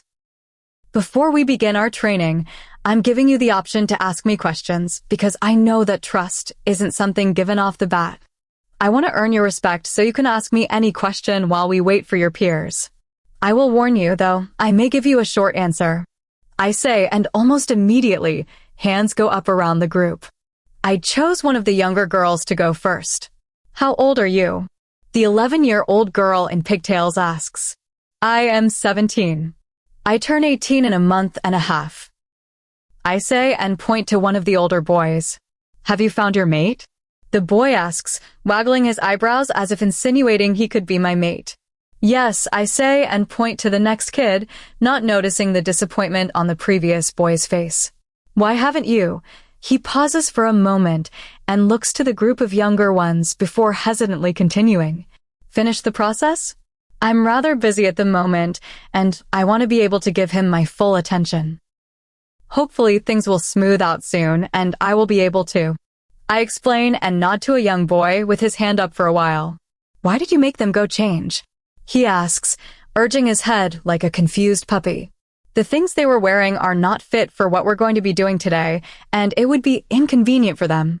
They should go change. I say and notice the last group of girls walking out, dressed much more sensibly. All right, let's hop to it, guys. First things first, 10 laps around the field. If you feel like it's hard to breathe, you can sit down and get some water. I'll have the beta bring out a jug, and you can take a 2-minute breather and then get back to it. Go! And so it begins. After I get through the younger ones, I go on to the more experienced people, and our session is a little shorter than the others. My mom gets back in time to see the last session of the day, and after I finish, we all go out to dinner because Cassandra doesn't want to cook. Luckily, the place wasn't fancy because I refused to wear a dress. Later that night, I stayed with my mother in her room, and we talked about what she had learned about her Father's and Brother's Day. She's very excited about everything and getting to meet the real them, but halfway through our conversation, she stops and takes a shaky breath. I love you, you know that? She says, pausing to take another breath before continuing. This isn't a physical hurt. I was prepared to be in physical pain being around him, but all I felt was content. It was just the three of us, and I couldn't feel anything but happiness at the fact that we were a family. And now that I'm away from him, all I feel is an emotional pain. I can't understand why I accepted his rejection, but it's as if it never happened at all. Cassie, I don't understand. She says, wrapping her arms around me. She hides her face in the crook of my neck and sobs. All I can do is wrap my arms around her and let her cry.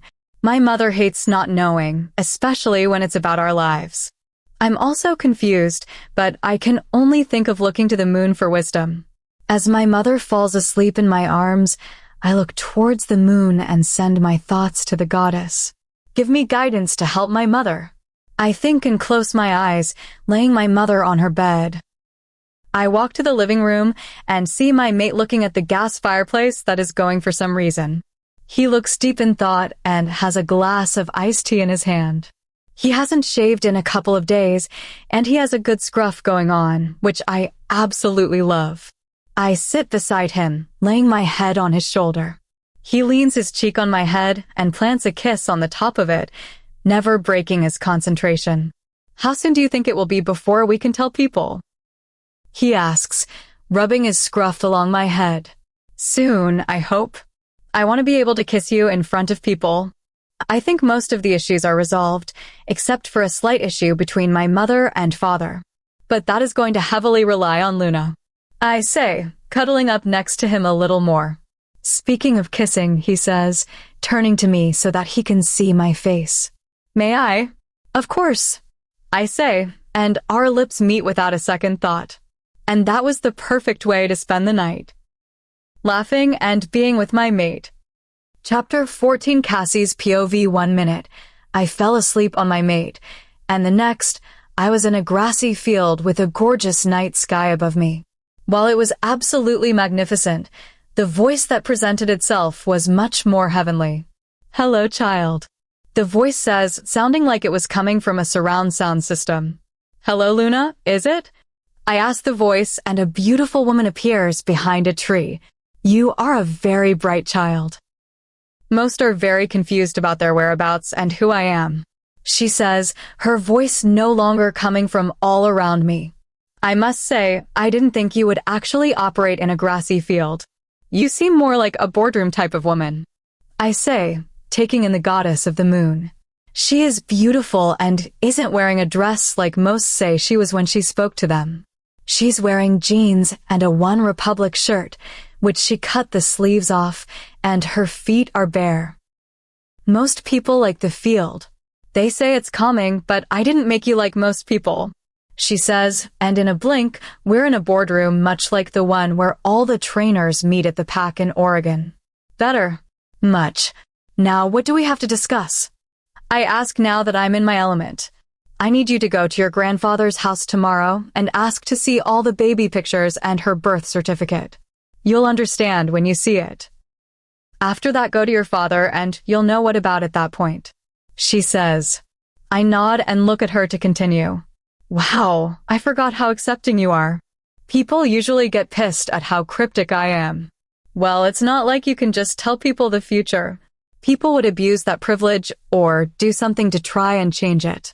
It's funny how people don't realize that the future is only secured by the actions they take. I say, rolling my eyes. Right. You get it. I should have you over more often, she says, laying her head back in her chair and putting her feet on the desk. I should have you over more often. Oh, that reminds me. Something is going to happen, and it will cause some stress. It will be a good thing, but there will be a fight. I can't say much, she says, looking frustrated. I nod, and she smiles at me before giving me a final thought. The thought is, don't be afraid to love him, and then I'm fading.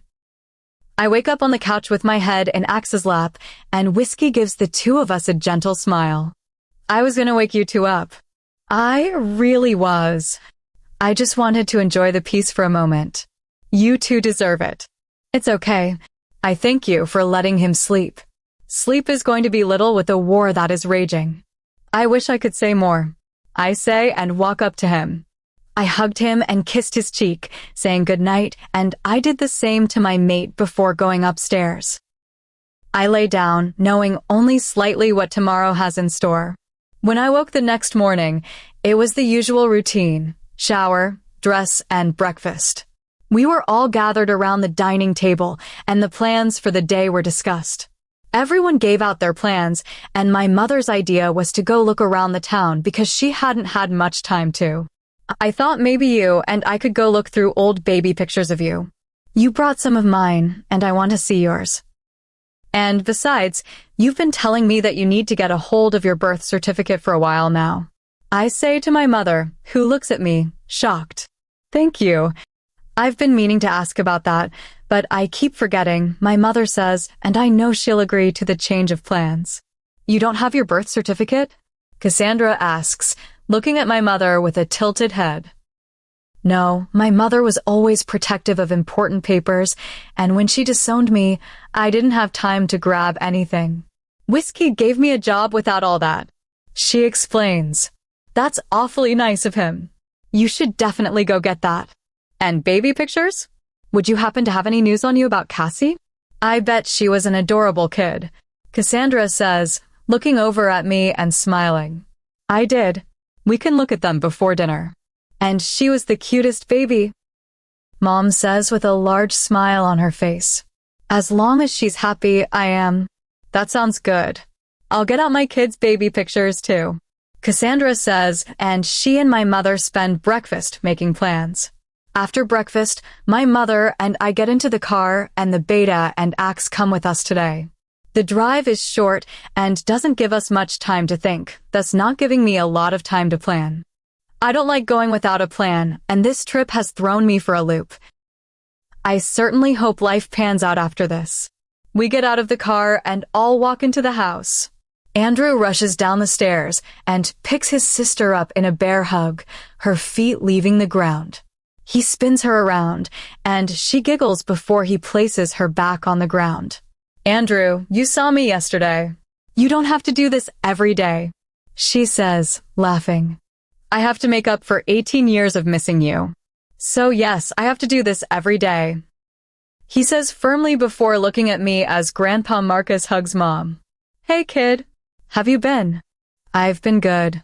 I was wondering if we could see some of Mom's old baby photos and stuff like her birth certificate.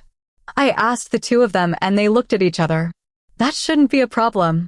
That is if Stella didn't take them with her, though I'm not sure why she would. Grandpa says this time and walks back up the stairs. I don't know why she would. But now that I think about it, I've never seen my birth certificate. A job in the pack didn't require it, so that wasn't something I had to worry about, and it's not something I just randomly thought about. Andrew says. About 10 minutes later, Grandpa returned with a box of stuff that looked very light. This is all I could find. I saw Andy's birth certificate, so I suspect that yours is there, too. She was very organized, he says, setting the box on the coffee table. Just as he said, Andrew's papers are on top. Everything from medical records to his car insurance information. Next is a decent number of pictures from when Mom and Andy were kids. I look like a replica of a young mom, and it's proven as we go through the birthday pictures. From the time we start looking at them to the time we get to the bottom of the box, there can't be more than 150 pictures of them. When we get down to Mom's, records are where it gets interesting. She has very few medical records, schooling records, and almost no information on her as a baby. But her birth certificate is by far the most interesting thing. It has her name, but her last name is different. It's not Mora. It's Lustin. Her father is also not listed as Marcus. Mom, Andrew, and I all looked at Marcus in confusion while he was looking down at the paper with hurt. Daddy? Who's Lucas Lustin? Mom asks, referring to the name under father. Your mother and I were not true mates. Back in our day, forced mating were not uncommon. They were usually a power play. There weren't many of them, but your mother and I were one of them. Most people were very weary of messing with the Luna's plan, but her father and mine didn't care. She was never a fan of the idea, and I wasn't either, but my mate had died, and I had grown used to the idea. I know that she never did, and that's why she left. Her father recently died, and we were released from our duty. I respect her for staying for this long. We were married when I was 18 and she was 17, and we made it when she was 19 and I was about to turn 21. When she was 18, she was going through the woods on a run and stumbled upon a rouge. Lucas Lustin, her mate. He pauses for a moment and takes a deep breath before continuing. She met him in secret for a year before her father found out and had him killed. We were forced to mate after that. A week and a half later, I found out we were pregnant with you. I was so excited that I was going to have a baby. When we found out you were a girl, our fathers were not happy and told us we were going to have to keep going until we had a boy. You hadn't even been born yet, Ari. It was insane. But we had to follow orders. Looking back at it now, I realize that you didn't come early. You were perfectly on time, because you weren't mine. He says, his voice breaking on their last word. My mother immediately jumped up and ran to hug my father as he burst into tears. I know my mother was also crying, and Andrew quickly joined them in the huddle of heartbreak. Oh, Daddy, I'll always be yours. You're the one who raised me and loved me unconditionally. You'll always be my father, she says through the tears. I can feel my wolf pacing from the high emotions in the room, and I quickly mind link with my mom. I'm going for a walk. My wolf is anxious from the emotions in the room. Okay, sweetie, just be back in an hour and take one of the boys with you. Yes, ma'am. Call me if you need me. With that final thought, I nod to Axe and motion for him to follow me. We step outside, and he takes a large breath. Thank you. The air was so thick in there, he says, taking another large breath before turning to me with a look of concern. Are you okay? Yeah, just anxious. Take a walk with me. I ask in motion with my head. I'm up for it. Anywhere in particular? He asks, walking beside me with his hands in his pockets. I have somewhere in mind. And we start the journey to my father's office. It takes no time to get to his office, and by now, the beta knows to send me through with a mind link to Cole. We reach the door and knock on the office door, only to be called in. Hey kid, how are you doing? He asks upon seeing me. He nods to Axe and motions for him to sit, as I already have in my usual seat. I have important news that is incredibly urgent, I say, and he nods for me to continue. My mother's name is not what we thought it was. What? He asks, one eyebrow going into his hairline. My mother's legal name isn't Ari Mora. It's Ari Luston. I say slowly. How did you find this out? He asks, sounding skeptical. We were looking at her birth certificate. It stated that her biological father isn't Marcus, it's a guy named Lucas. I explained, but I could see that he still distrusted the situation. How are you sure it's true? The Luna came to me last night and said something big was going to happen. I say, what does that mean for me? If you rejected Mom using Mora, then you might not have rejected her in the eyes of Luna. But she accepted the rejection. And she was in pain from it, he says, a look of confusion and hurt crossing his face. His wolf never did forgive him for that. Look, pray about it, and I'll tell Mom to do the same. Luna wouldn't have pointed out her birth certificate for no reason. I say, standing and walking over to Axe.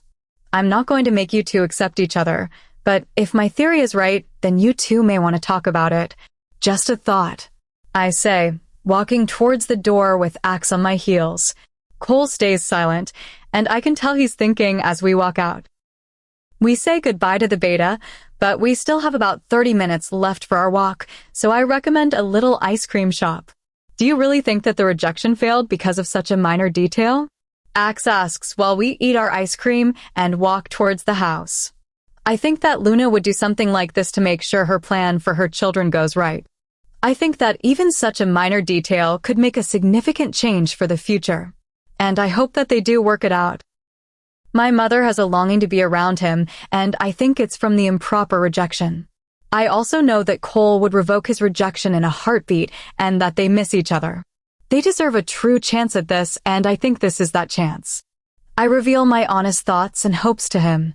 You care deeply about your mother, he states as if it weren't the most obvious thing on earth. Of course. I know I'm supposed to leave the nest at some point, but for the longest time, I was the only thing she had. I just can't stand the thought of leaving her. Now she has her father and brother again, even if they're not fully related, that doesn't matter to her. I still want her to be nearby so she can come see her 7 grandchildren and be in their lives easier. I'm talking about our earlier joke. I want her to be there if I need advice, and I want her to be happy above all. She sacrificed so much for me, and now it's my turn. That makes perfect sense. I'm glad you shared that with me, he says. We finish our ice cream and arrive at Marcus and Andrew's house. We walk into a house full of laughter and joy, a nice change from earlier tears.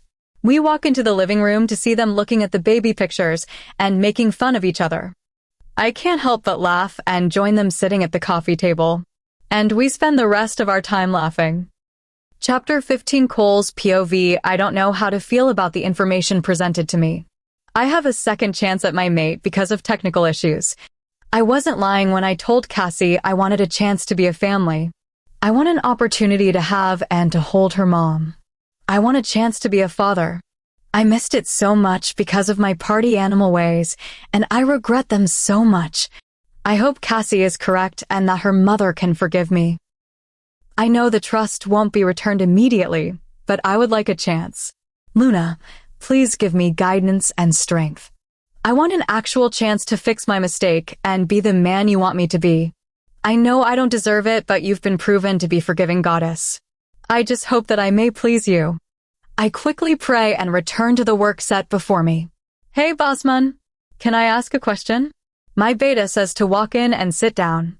Was that not a question just then? I sarcastically respond. Ha ha ha, he says, rolling his eyes before continuing. Who is the girl that keeps coming and going? I sigh and think for a moment before responding. I trust you not to tell until I allow you to so.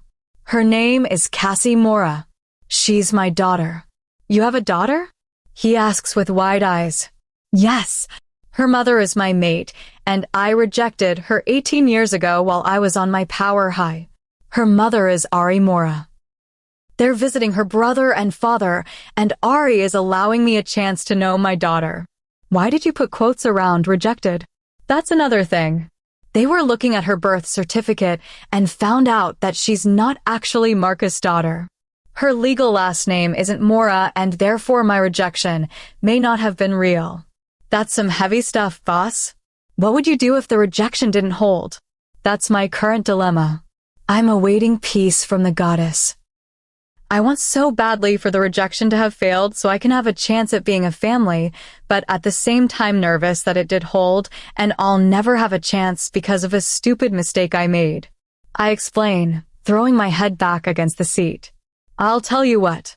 The Luna is known to come in dreams, so why don't you go rest? I'll tell the pack you aren't well at the moment, and you can try to get a hold of your thoughts. You can't expect peace when you're stressed out of your mind. He says, standing and walking over to the desk. That sounds good, man. I'll take you up on that. I say, standing and giving him a bro hug before walking to my room. I lay on the bed, fully clothed, and closed my eyes. It takes no time before I'm asleep. When I wake up, I'm on a flowery hill and know I'm in a dream. I suddenly heard a voice coming from every direction and nowhere simultaneously. Child, the heavenly voice says, I have heard your prayers and have come to answer them. I immediately drop to my knees and bow my head. Luna, it's an honor to be in your presence. I ask only for your guidance. My child, my guidance is the reason I have brought you forth. I have seen your heart and your character development, and I have come to give you the news. You have grown, and I have granted you an opportunity to reclaim your happiness. The only thing stopping you is Ari. I haven't had a moment to speak with her just yet, but you two will need to meet in your own time and talk like the adults I know you are. But if my plan is to go right, you two will need to behave and think like the adults I know you are. Of course. I will do my best to respect your wishes, Luna. I say, never having raised my head. I hope so, child. Now awake. I'm suddenly sitting up in bed, and I look at my clock to see it is now 4 p.m. I sincerely hope we can work this out. Ari's POV after story time, and spending a good 15 minutes crying, we spent the rest of the afternoon going through pictures that led up to my 17th birthday. After that, Stella said we were too old and no longer needed pictures. She had never been loving to me, but she was never overly aggressive. I could tell she didn't like me, but I never knew why. Even after hearing the story, I don't understand why she hated me. You'd think she'd want to hold on to the only part she had left of her mate.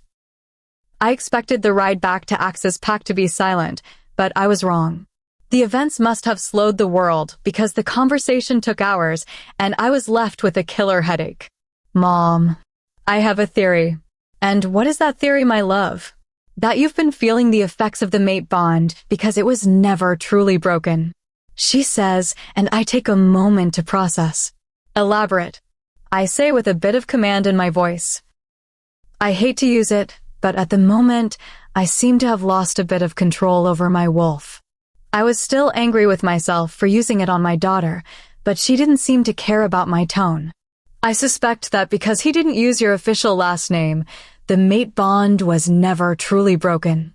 That you're still feeling its effects because it's still there. When you accepted his rejection, the Luna gave you a break from the bond, but did not break the bond itself. She pauses to take a deep breath. I also believe that you and Cole could form the bond anew if you wanted to.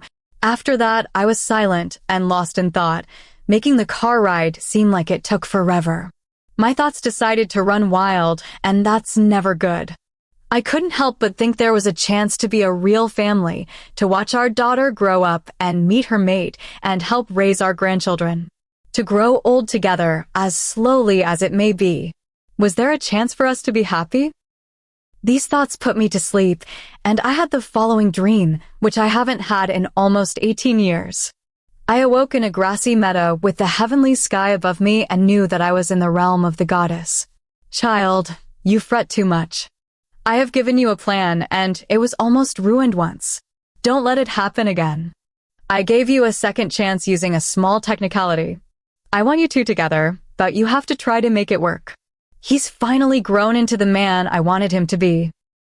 Accept him and grow with him. Luna said, never once coming into my view. After her short speech, I was sent back to my bed.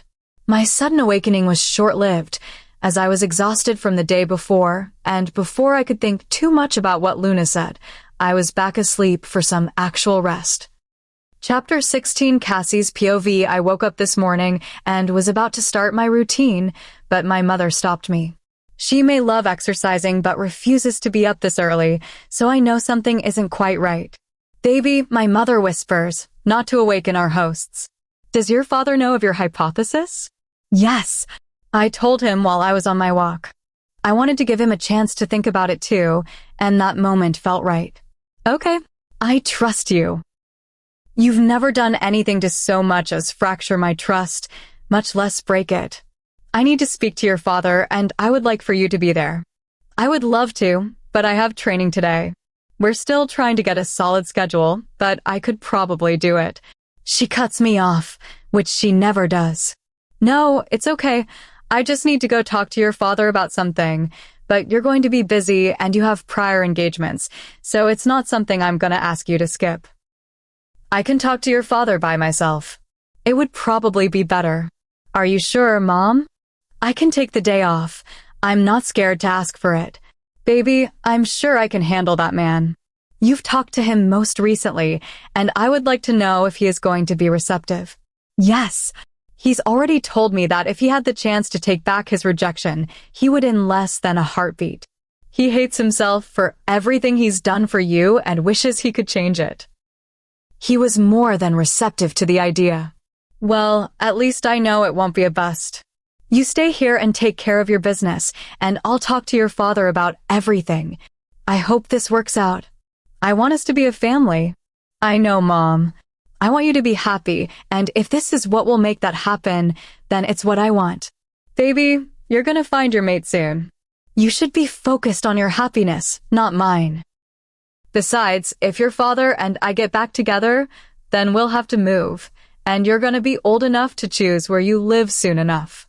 You need to focus on yourself, my love. Mom, we'll worry about that when the time comes. You get ready to meet Cole, and I'll get ready for training. Let me know how it goes. I say and kiss her on the head. She walks over to her room and goes inside, and I head out to run.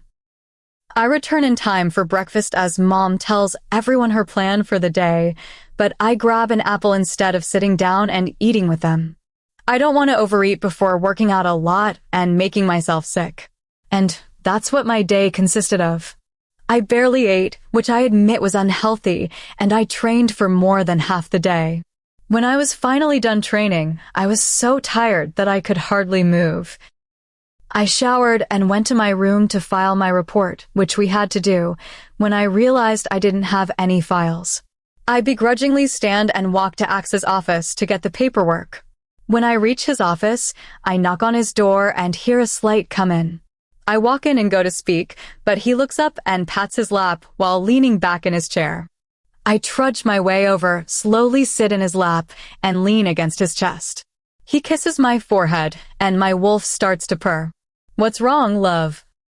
He asks in a gentle voice that has me almost falling asleep. I'm tired and still have paperwork to do, and I have to eat so I don't pass out, and I'm sore because I don't think you understand how fast these kids learn, so I've had to increase them repeatedly today, and oh my gosh, that feels good. I interrupt myself as my excellent mate starts massaging my shoulders. How about you sit in here and do the paperwork, and I will have Grandpa bring us some food and give an excuse. He says, kissing me on the head here and there. Time with the most wonderful man in the world, food, and a break? Sounds magnificent. I say, kissing him on the nose. Them. May I? He says and leans toward me. I'd be disappointed if you didn't, I say, meeting him halfway in a gentle kiss that flutters butterflies through my stomach. I get off his lap and sit in the chair across from him. I pulled up to the desk, and he passed me the files I had initially come for. We sit quietly and work until Whiskey brings in 2 plates of food. The only noise is forks hitting plates. After eating, whiskey came and took our plates away, and we finished our work quickly and snuggled for about an hour. As we fell asleep, we decided it would be best to sleep in our rooms. Luckily, we won't have to do that for much longer, and I'm glad because we sleep better snuggled together by design of the Luna. I reluctantly made my way back to the room I had been assigned and was about to lie down when my mom walked in and plopped down on my bed. She released a dreamy sigh, and I plopped down beside her to discuss how it went. He's changed so much. I can tell that the bond was never really broken. I feel how much my wolf and his are pushing to be together, and I can feel a very strong string-like thing pulling us together. She starts to ramble before stopping herself. Anything else? I ask because I know she's not saying anything. It hurts to be away from him right now. I'm not sure about how long I can stay away from him. I know that soon I'll have to tell Liam and Lily that I'm transferring to here, and I would go with you to take you back to Risen Moon and everything - Mom. If you move, I am too. Besides, I have something here that's making me really want to stay. Oh, will you tell me? She asks, sitting up and leaning towards me. In due time. Right now you have something to worry about, and when that's closer to settled, I'll tell everyone. I say, and I know she understands. Well, I'm excited. I hope that whatever it is keeps you happy. She says and kisses my forehead. Trust me, Mom, it does, I say with a smile as she walks out the door and into her room. I finally lay down for the night with a smile and exhaustion set into my bones. It was a good day. The ones where you can hardly move from exercise always are. Chapter 17, Ari's POV. I was a little more nervous than I would have been had Cassie been here, but I was still sure I could handle this. It was just Cole. And sure, he's changed, but it's been for the better, so why am I worried? I'm never nervous, so why is right now any different? Okay. Maybe I get a little anxious and tend to ramble when I am, but many people ramble and nervousness isn't new. Okay, Ari, focus. I take a deep breath and halt my inner monologue before it goes any further. I hold my head high and reach my mate's office, ready to take on the world, or at least the situation. I get to his office, and the beta waves me through to his office. When I get there, I knock on the door. It takes less than a moment for him to holler for me to come in. I take a deep breath as we look each other over. It's good I took that deep breath because one look was all it took to steal my breath. She was right. The bond never fully broke. He says, trying to regain the breath he, too, lost.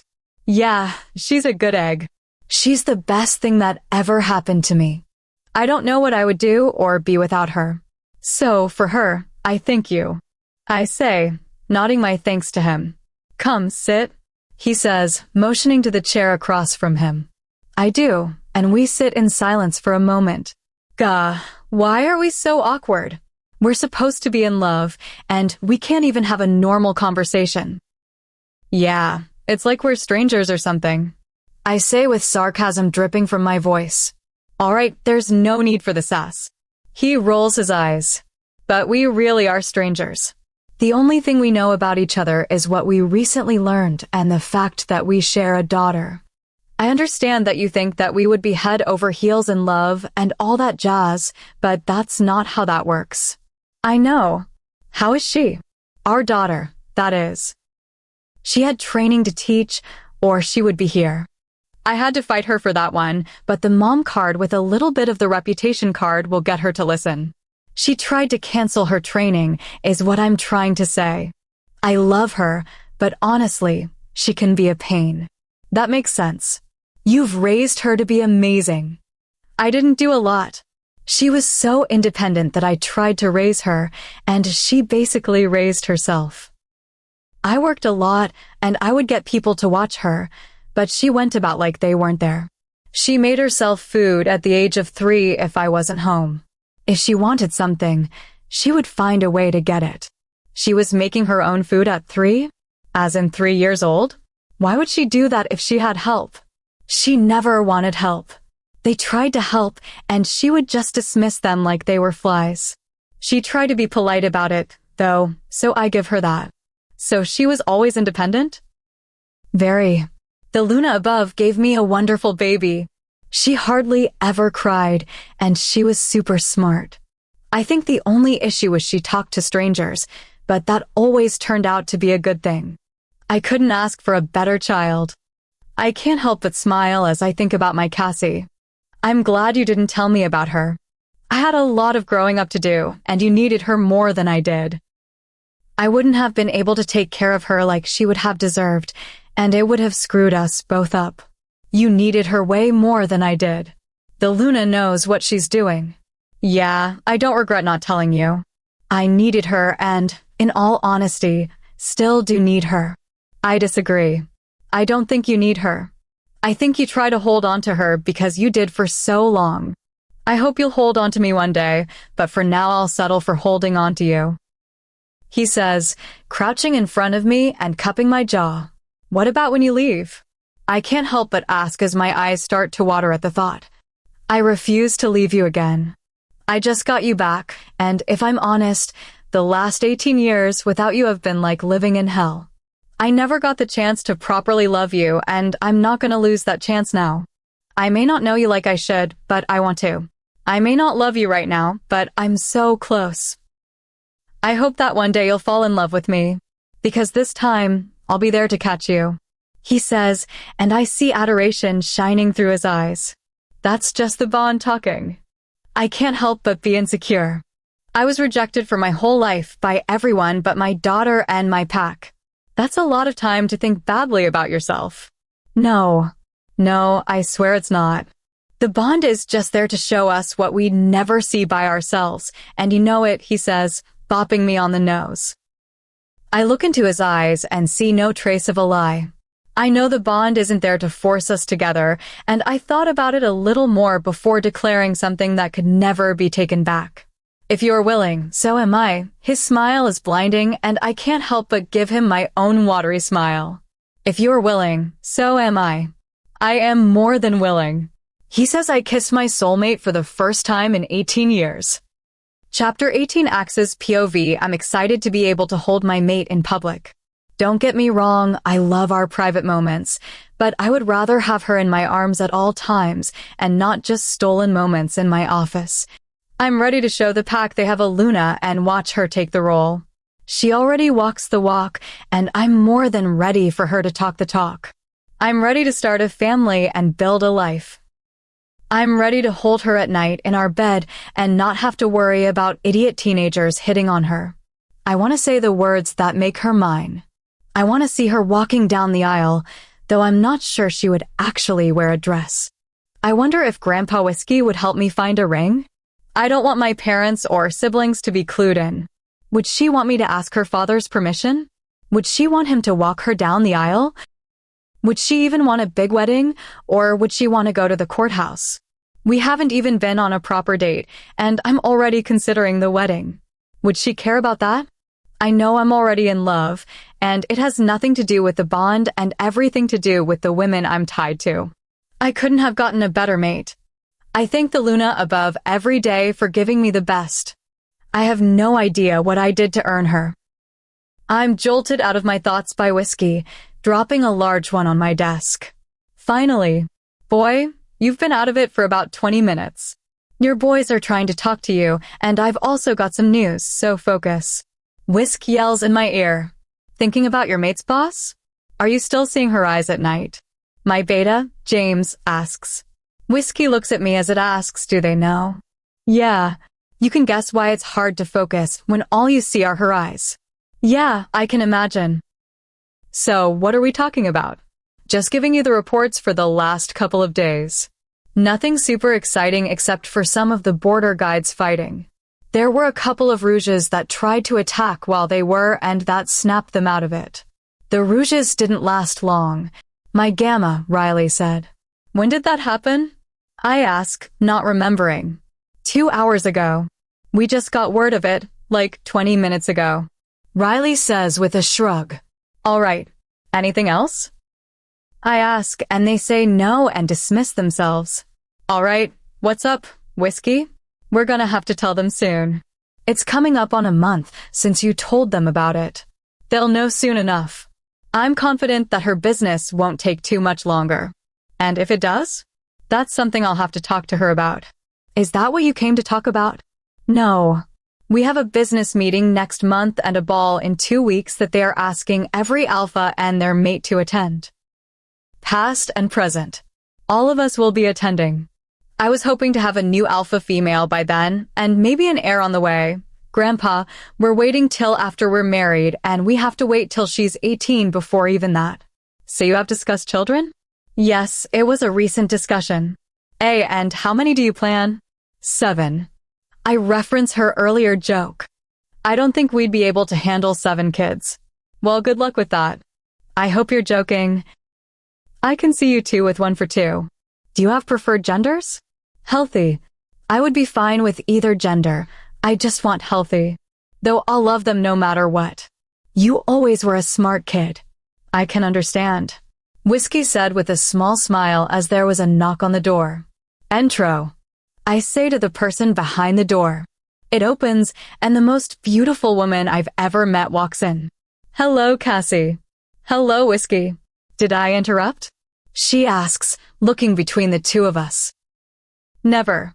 I was just about to leave to talk to the chefs about dinner.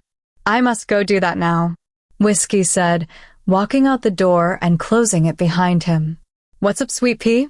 I ask her as she flops down in the seat across from me. This is the most informal I have ever seen her. I'm so tired. But some good news, we won't have to keep us a secret for too much longer.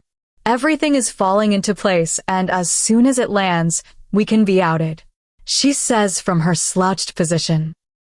I can't help the goofy smile that spreads across my face as I get up and walk over to her, leaning over her and asking for permission to kiss her. She says yes, and I smother her face with little kisses. I'm so excited. When do you think it'll be? I'm hoping less than a week, but I need to get all the details straight before I can give you a date. I was really hoping for one. I say with a playful pout. Soon, love, she says with a smile. She asks me for permission to kiss. I say yes, of course, and we kiss before breaking apart. Is there anything you needed? Or did you just come bearing the good news? I ask, returning to my chair. I just came to share this joyous occasion with you. I must now return to my room and prepare dinner. Of course, my love, I wish you the best of nights. I shall see you at the evening meal. Until then, I shall long to see thy face, she said with the most gentle smile. Chapter 19, Cassie's POV. I'm so glad that everything is finally working out. I can't wait to see my mom happy with her mate, though I'm not sure if I'll be able to call him Dad just yet. It's been weird living somewhere other than Oregon, and it doesn't feel like home yet.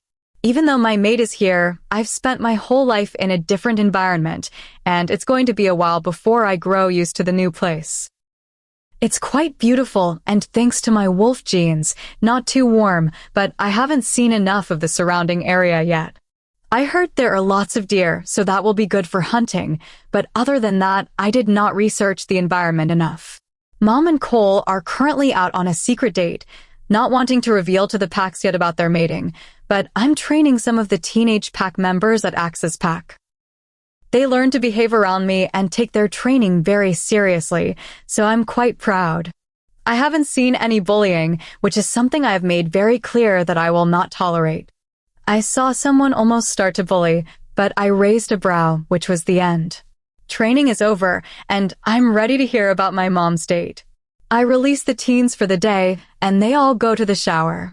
A few are staying to help me clean up the training field. When we finally finish, I shower and then do my paperwork for today, which is probably the worst part of the job. I'm mainly used to it because I had to do the paperwork back home, but that doesn't make it easier. I'm ready for food and a nap, but I know I must stay up. I've taken too many naps lately and need to stop before I ruin my sleep schedule. I sit down in my room, pull out the paperwork I need for the training, and work on it. I'm not working for very long when my mom walks in and jumps onto my bed. She's very smiley, and it's kinda weird for me because she never smiled this much when I was growing up. Hey, Mom? That good. I ask her while smiling down at her. Yes, I'm really happy. We started to plan out mate ceremony, and he's gonna introduce me to the pack as their female alpha in 2 days. We don't want to have to wait too long, so the ceremony will be in 3 days, and then the alpha-female ceremony 2 days after that. So when is the human wedding? I ask, adjusting my reading glasses. We haven't discussed it yet.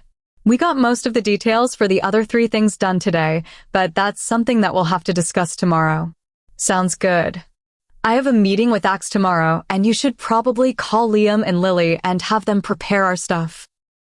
I don't think that we will be able to go out there to get it. You know how much mates hate being away from each other. I highly doubt he can get away from alpha duties for long enough to go with us to pack up. He may be able to because we get a honeymoon. I think he'd like to see Oregon, but again, we'll have to discuss that tomorrow. Sounds good. I just finished the last of the paperwork. Would you like to go hang out in the living room with the ladies? Yeah, that sounds good. I'm going to go change first. I smell like fish. I'll see you down there. I have to drop this off with Axe first, so I'll see you down there. I gather the paperwork together and walk down to his office, not bothering to change from my Spanx and tank top. They're both pretty modest, so I wasn't worried.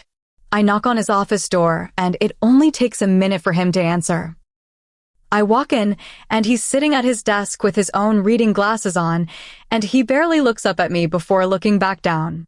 He then does a double take when he sees that it's me. Hey, babe, how are you doing? He asks and drops everything that he's doing. Good. I just came to drop off the paperwork for the day and tell you that we can reveal the fact that we are mates. Really? He asks with an overwhelming amount of hope in his eyes. Yep. My mom and dad are going to announce that she is the alpha female in 2 days. In 3 days, they'll have their mate ceremony, and then the alpha ceremony is a few days after that. I don't want the attention to be off my mom during her big time, but I don't want to wait. So with your permission, I would like to tell my mother tonight. Her reaction will give me a better idea of planning. I'd say that's more than fair. I just want you to be happy. I just want you. I don't want to wait anymore.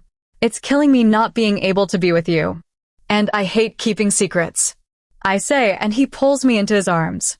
I get you forever. I can wait a little while longer if it means that your mom is happy. She's a big part of your life, and I don't want you to think that you have to hide or make our relationship public just because of me. I'll always be ready for you. I love you for that. If you want to tell your family and team tomorrow, we can. I'll tell my mom early in the morning and we can gather them at lunch. I really don't mind. I would absolutely love that idea. But not as much as I love you, he says and places the smallest kiss on the tip of my nose. I remember one of his unwinding me from him so that I could go downstairs and see my mother. I am fortunate to have gotten this man as my life partner. Chapter 20, Cassie's POV. My mom and I returned to my room after dinner and sat on my bed. My mom had a perpetual smile, and I had no idea what my next move would do to that smile. Mama? I ask in a gentle voice, unsure of how to approach the subject. Yes, baby girl? I have something to tell you. You know that you can tell me anything, baby girl. I found my mate early on in our trip. I wanted you to be focused on your dad and brother and then Cole, so I didn't tell you. Now that everything is settled and you are planning your ceremonies, I feel more ready to publicly accept him. Well, who is it, baby? Alpha Axe. We have accepted our bond in words in front of the Luna, but we kept in private because initially, I wanted to be able to focus just on him, but now I don't want to hide it from anybody anymore. I love him and I don't want to hide it, but I don't want to steal your thunder. My love, tell the world. Don't hide your mate. I understand why you would, but you shouldn't. As for stealing my thunder, I will have my thunder in Cole's pack. You will have your thunder in this pack. Be happy. Live your life, she says with the most gentle smile I have ever seen on my mother as she moves a strand of my hair out of my face. Go to him. Him being so close and still so far had to be hard for the two of you. I have no problem with you two sleeping in the same room. As long as it is just sleeping. I don't need to be a grandmother just yet. Of course, Mom. I get up, kiss her head, and then walk to the bathroom to change into pajamas. After I'm done, I walk down the hall and stop in front of his door. I hesitantly raise my fist and knock on his door. Come in, the sleepy voice of my mate mumbled. I opened the door, and when I walked in, I was almost completely overwhelmed by his amazing scent. He must have smelled my scent because he looked up very sleepy and said my name. Cassie? Baby, what's up? My mom took the news very well. She was also concerned that we were hurting or not resting as well being apart. She insisted that we sleep in the same room. Strictly sleep, that is. She doesn't want to be a grandmother just yet. I say with a smile from the end of his four-poster bed. Well, then why are you still over there? Come here, I'm tired and want snuggles. He says, rolling over and lifting the blankets on the other side of the bed. I walked over and lay under the blankets, and he pulled me into his arms. I snuggled my head into his neck and sighed in contentment. It took very little time to fall into a deep and restful sleep. When we awoke the next morning, we couldn't help but lie in each other's arms in peace. When we finally did get up, I went to my room to get dressed. Since it wasn't my day to train today, I surprised everyone and put on a dress. But if I'm going to wear a dress, then there is no way I am wearing shoes. The dress I chose has a red plaid skirt and no sleeves because it's hot out here. I put on my favorite ring that my uncle got for my mother when they were younger, and an anklet I got shortly before we left Oregon. I throw my hair in a ponytail and walk downstairs. I look up as I make it to the bottom of the stairs and see Axe talking to his mother with a smile on his face. I see him wearing a shirt that looks like my dress, a simple pair of jeans and no shoes. We have unintentionally matched. His hair is wet and messy, obviously clean but unstyled. His sleeves are rolled up, and can I say that my mate has some sexy forearms? The marking on his forearm comes from being an alpha, which shows in his sleeves being rolled up. Very sexy indeed. Well, don't you two look adorable? Did you plan this? His mother asks as she looks at the two of us. I have a feeling that she's suspicious about us after this, but we plan on telling her in a few minutes, so I'm not too worried. Hey, Mom, why don't we sit and have breakfast? I have a pretty big announcement, he says, guiding his mother to the table. Most of the usual people are already there. The only one missing is Grandpa Whiskey, who already knows the announcement. We all sit down in the spots that have become somewhat assigned since the first day. Whiskey walks in and sits down in his chair before looking at his grandson and then at me, before looking slightly more awake. Oh, we're doing that now? Well, go on then, son, he says once he realizes what's going on. All right, I have a pretty big announcement to make, he says before pausing to take a deep breath. Cassie is my mate. We've known since I got back from my trip after their arrival, but she wanted to be able to focus strictly on us. Now that her mother is happy, she can. So, I present to you your future alpha female. His mother stands and comes to my seat, pulling me up and hugging me. His sister almost squeals and stands to start jumping up and down. The boys all congratulate him, and my mom walks over to him, probably to threaten him. Wait, so did you all plan the outfits for this? His sister says, her thick southern drawl coming through. No, that was just convenient, I say with a chuckle. So, when should I expect grandbabies? His mother says, looking between the two of us. Not for a little while. Although a time frame isn't something we've discussed. I suppose it's mostly up to the Luna, I say with a smile. Well, I'm glad that you two found each other, his sister says before going back to her seat. All right, now that that is out of the way, let's eat, Whiskey says while grabbing the plate of bacon. We all laugh and enjoy a wonderfully cooked breakfast among friends and family. Chapter 21 Axe's POV, watching the women I love interacting with my family is one of the best feelings in the world. I can't help but smile as my family tries to get to know her better, and she takes the interrogation in stride. She is truly the best thing to happen to me in a while. I can't wait to start our lives together. A call interrupts my musings. I excuse myself and walk into the next room to hear what the caller has to say. It's my beta, with news of an attack on the west border. I tell my family about it, and Cassie stands up to join me. Are you going to go check, or are you leaving it to your beta? I'm going. Then I'm going with you. Okay. I don't think there's many, but we'll need to hurry. Can you run in that? Doesn't matter. I'll shift. Let's go then. We shift into our wolf forms and run towards the west border, where 4 angry rouges await. My beta and some warriors are holding them off, but I'm more worried about the 3 other rouges being guarded by a 5th angry rouge. The 3 other rouges are smaller and look terrified. It almost looks like a mother and her 2 children. The lead angry wolf steps behind a tree and shifts, throwing on a pair of pants. I want to see my grandchild, the man said. He was older, about the same age as Whiskey. After shifting, I walked behind another tree and threw on a pair of pants. I need some basic information before I can tell you anything about your granddaughter. Your name for starters would be great. And while you're at it, get your guard dogs off the others that you have trapped. I say with authority in my voice. My name is Henri Yamin. My son was killed for loving his mate.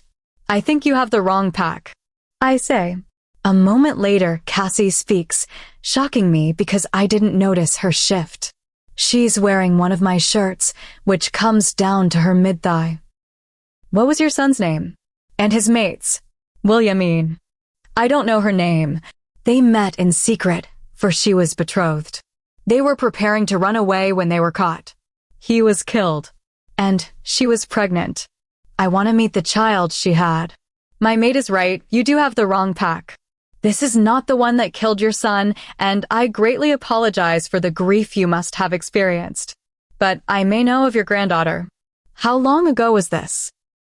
Cassie says with a look of sorrow on her face. It was almost 40 years ago. If it is not your fault, please, child, don't apologize. Your breath is wasted in an apology that isn't yours to make. How can you help me? If you would like to follow us to the main office, we can discuss more there.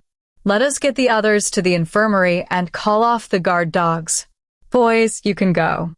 Let the woman go. The boys do as he says, and he looks at me for permission to enter the territory. He walks next to us and has us lead the way when granted. We get to the infirmary, and the warriors take the lady and her pups in while my mate, my beta, and I take Orny to my office. When we get there, I walk over to my chair and sit down, and Cassie sits on the edge of my knee. James, my beta, stands in the corner, ready to attack should he have to. What do you know of my grandchild? He commands more than he asks. His voice holds no power, and I believe there is no malice. Just desperation. I know someone with a very similar story. A lady I'm very close to was recently told that her mother was betrothed to a man she knew as her father, but found her mate. Her mother's father was a cruel man and killed her mate when he found out she was sneaking out to see him. After that, her and her betrothed were married quickly after.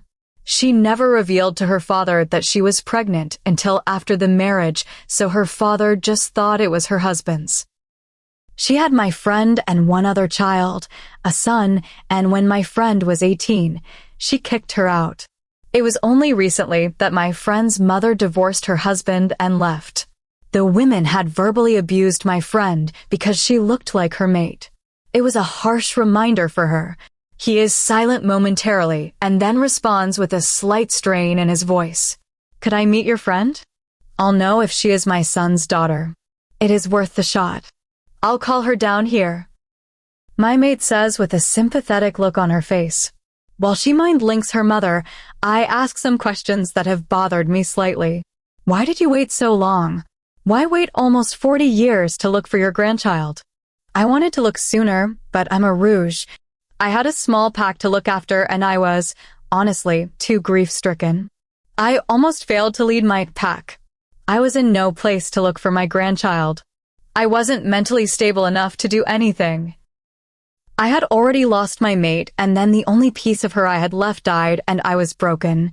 Then for your sake, I hope this is your grandchild. I can't imagine losing Cassie. It's a fate worse than death. Cassie, what's going on? We've talked about this. You can't do the vague mind links. Ari says as she walks into the office without knocking. I imagine that was part of the vague instructions my beautiful mate left for her. One stands up and turns to look at her, and I can tell by the slight shaking that his eyes are watering. Cassie, who's this? This is Henri Amin. You look so much like him. And her. He whispers, but we all hear. Who? Cassie asks in an almost whisper to herself. My son and mate. They were both taken from me at separate times. I'm your grandfather. How? You say I look like your son, but I can't confirm that. My biological father was killed before I was born. My son was killed for loving his mate because she was betrothed. We have a very valid reason to believe that I'm your biological granddaughter. I look just like him. And he looked just like my mate. Would you be opposed to a DNA test? I have no source of reference and I've been burnt too many times. I understand. I would not be opposed. Cassie, would you text your father and ask him to meet me here? I need my mate with me. Your mate? Cassie is your stepdaughter? No, she's my daughter. I gave birth to her. What would make you think she wasn't? She only ever called you my friend. I'm sure that you can understand what I'm talking about. Yes, I can. It's Cassie's way of taking precaution, so I apologize for her. I would want to protect you too. And I'm sorry I couldn't before now. They continue conversing, and after a couple of minutes, Cole walks in and kisses his mate on the head. They fill him in on the morning events, including Cassie and me being mates, to which he looks surprised. He realizes he would be stupid to oppose and threatens me before returning to his mate, but it's good to see him trying to be a father. We scheduled the blood test, and everyone left except for Cassie, who sat on my desk. I just realized she's still in my shirt, so I'd like to link someone to bring her some proper clothes. Have I mentioned how beautiful my mate is? Because she is a goddess. I would say she was Luna herself if I didn't know any better. She is definitely a gift from the Luna, and I couldn't have asked for a better mate. How do I deserve her? Chapter 22. Cassie's POV. To say that meeting my great-grandfather was a shock would be an understatement. I can't say that I'm upset about it, but at the same time, I can't help but be wary. I didn't feel any untruth come from him, but that doesn't mean there wasn't any. My instincts are good, but they aren't perfect. As I sit here going over coronation things with my soon-to-be mother-in-law, I can't help but be slightly suspicious of the man. My mother trusted him, and she was hardly ever wrong, but the fact that he was in grief for so long and that he lost his mate is making me wary. When a male wolf loses his mate, he can go feral. It's shocking that he hasn't yet. I zoned back into the conversation around me to hear my future mother-in-law and sister-in-law talking about colors. I told them that I only wanted to choose the dress and didn't care about the other things. They quickly agreed and took over without a second thought. So here I sit, not paying attention to what will essentially be my wedding. Though I never thought I would get married. Suddenly, Cass and Emily snap the books closed, and we hear footsteps and smell the boys. They're coming in from working outside on yard maintenance and stick, but their mates scent covers that pretty well. I feel sorry for Emily since all she can smell is the nasty scent of sweaty males. I give her a sympathetic look, and she gives me a thankful smile as my mate comes to stand behind me. He leans on my shoulders and looks at his family with a gentle smile. Y'all stink, and I'm upset that I'm the only one who has to smell it. Emily says and gets up to walk away. Well, that was easy. So, what were y'all talking about? Wedding stuff. His mom answers. Give the kids a break then. How about you two go on a date? I know that neither of you really care about the details of the wedding, so go hang out. They need some time to get to know each other more. I suppose you're right. Well then, you guys can go, but I swear, son, if you don't shower, I will ground you. Grown alpha or not. His mother said as she stood up and followed her husband up the stairs. Well, you heard the women. Come on, you can wait in my room while I shower. Snoop, for all I care, we're mates, so I have nothing to hide. He says, leading me up the stairs to his room. He gathers his clothes and then goes to his ensuite to shower while I lie on his bed and read on my phone. It doesn't take long for him to come out of the bathroom with a pair of sleep pants. I know they came from Walmart because I have the same pants. They're a pair of black pants with the bat symbol on them. Simple and comfortable. I can't help but smile at this and see him smile at me with confusion. I wave it off, and he jumps onto the bed next to me, settling in and facing me so we are lying like a cheesy couple from a teen book. So, get to know each other? He asks, and I nod. How many boyfriends have you had? None. I was always too busy to even consider having a relationship, and even if I wasn't interested in anyone until I saw your eyes, and then I was only interested in you. What about you? I tried when I was like 5, but then Mom explained to me what a mate was and I was done trying with anyone who wasn't my mate. And then I saw your eyes and knew I was done for. Haven't really thought about much besides you and work since then. This pleases me. I say with a small smile. I'm glad. Being around you pleases me. He says with a laugh and a breathtaking smile. Alright, that was just cheesy. You love it. I love you. This is just a part of you that I'm stuck with. It's part of the charm. I'm 100% sure that you wouldn't trade it for anything else. Why would I? You're perfect for me and there's nothing wrong with you. Therefore, nothing to trade or change. Now who's being cheesy? It's part of the charm. I say, standing and going to the kitchen. That's my line. He shouts after me. I can hear the smile in his voice, and I grab an apple for him and me, along with some cheese and jerky, because why the heck not? I return to the room and see him on his phone. I walk up behind him and wrap my arms around him, the stress on his face becoming obvious. Okay, we'll be there soon. Thank you for letting me know. Yes, I'll let her know. See you soon. And with that, he ends the call. Cole's pack was attacked. They don't know why, and it was very sudden. His pack mainly injured no one, but he still wants us to come down. Your mom is okay, and Cole only has a scratch, but he wouldn't say how big it is. They want us down there. Okay, let me put on some actual clothes and we can head down.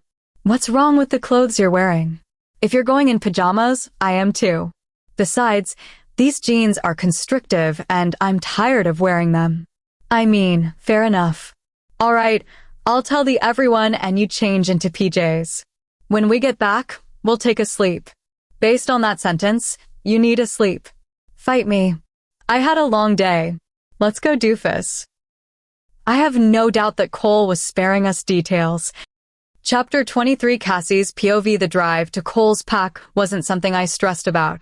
Even when I saw the carnage that was left behind after the attack, I trusted Cole when he said no one was hurt. I saw my mom waiting on the doorstep, pacing, and that was when I got stressed. Still, I wouldn't show it because Mom needed a shoulder. Mom, what's wrong? Cole is in the infirmary, and I don't want to stress him out because the cut on his arm is pretty bad. He told us it wasn't that bad. How are you? I'm fine, just a bump on my head. The cut he got required stitches, but he refused help until he saw that his pack was fine. Sweetie, he almost passed out from the blood loss before he went back. Well then, let's go check on him. I'll walk back with you. Axel, can you come with us? I know Cole wanted to talk to you about something. Of course, Ari. We all walk back and see that only minor injuries are being taken care of. When we get back to the area with doctors running around like headless chickens, we see Cole on a gurney with an arm over his eyes and his shirt off, showing a scratch that goes the length of his arm. It's currently stitched up because werewolf healing wouldn't heal it quickly enough. The stitches will come out in a day or two, but they will have to stay in and painkillers won't do jack, so Cole is in obvious pain. Oh, Cole, how are you doing? I'm fine, my love. Really? How are you? Headache? Are you cold? Hungry or thirsty? Can I get you anything? Cole asks, the concern evident on his face. Despite his apparent injury, he earns more respect for worrying about my mother. Cole, let me worry about you. You're the one who stopped people from getting major injuries, and you suffered the worst. Stop fretting about me and let me fret about you. I would suffer worse for you. How are you kids? We're fine, Cole. Do you know why you were attacked? There were a couple of Rouges that had teamed up in their last bout with Sanity and decided to attack. There were 3 of them and 80 of us present at the time, but one was slightly more sane. The other 2 turned on each other and killed each other, but the leader went for me to try and win a pack. He lost his humanity at the last minute and lost his life. We burnt the bodies. So, it was a one-off kind of thing? We shouldn't have to worry about another targeted attack? Axel asks, wrapping his arms around me. No, it was 3 crazy rogues. You'll be the first I tell should I suspect different. Now why don't you 2 lovely ladies take a walk and get something to eat while I talk to this young man? Cassie, your mother hasn't had dinner yet. Have your little man talk. Babe, what do you want to eat? I'll bring you something. I ask Axel. I'll have whatever you're having. I'm not picky. He kisses my forehead and Mom, and I silently approach the kitchen. Granted, the silence doesn't last. He treats you right. Mom and I say at the same time. We both chuckle and smile at each other. I'm glad Cole is trying.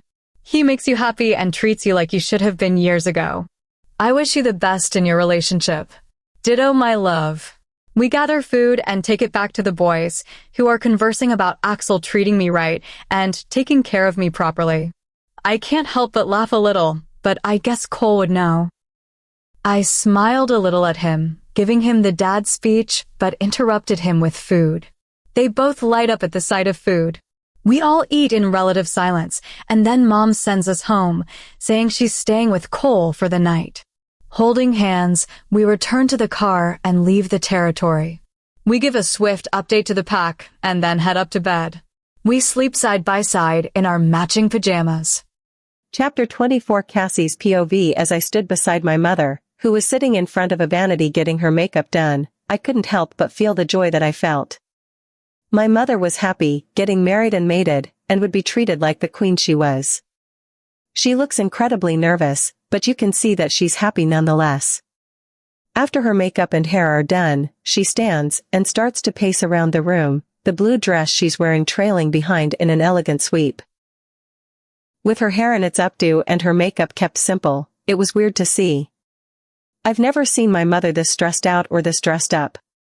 She is stunning now. If I could get her to calm down before she sweats her makeup off. Mom. Calm down. You're stressing over nothing. This man loves you and would die for you at any moment. I say and walk over to her, sitting her on the couch in the reserved room. I know. It's just a big change. I went from it just being the 2 of us on our own, and now we're going to farther than we've ever been, and you're growing up so fast. It's all happening so quickly, and I just don't know how to handle it. With your head held high and the grace of a queen. I say and smile at her.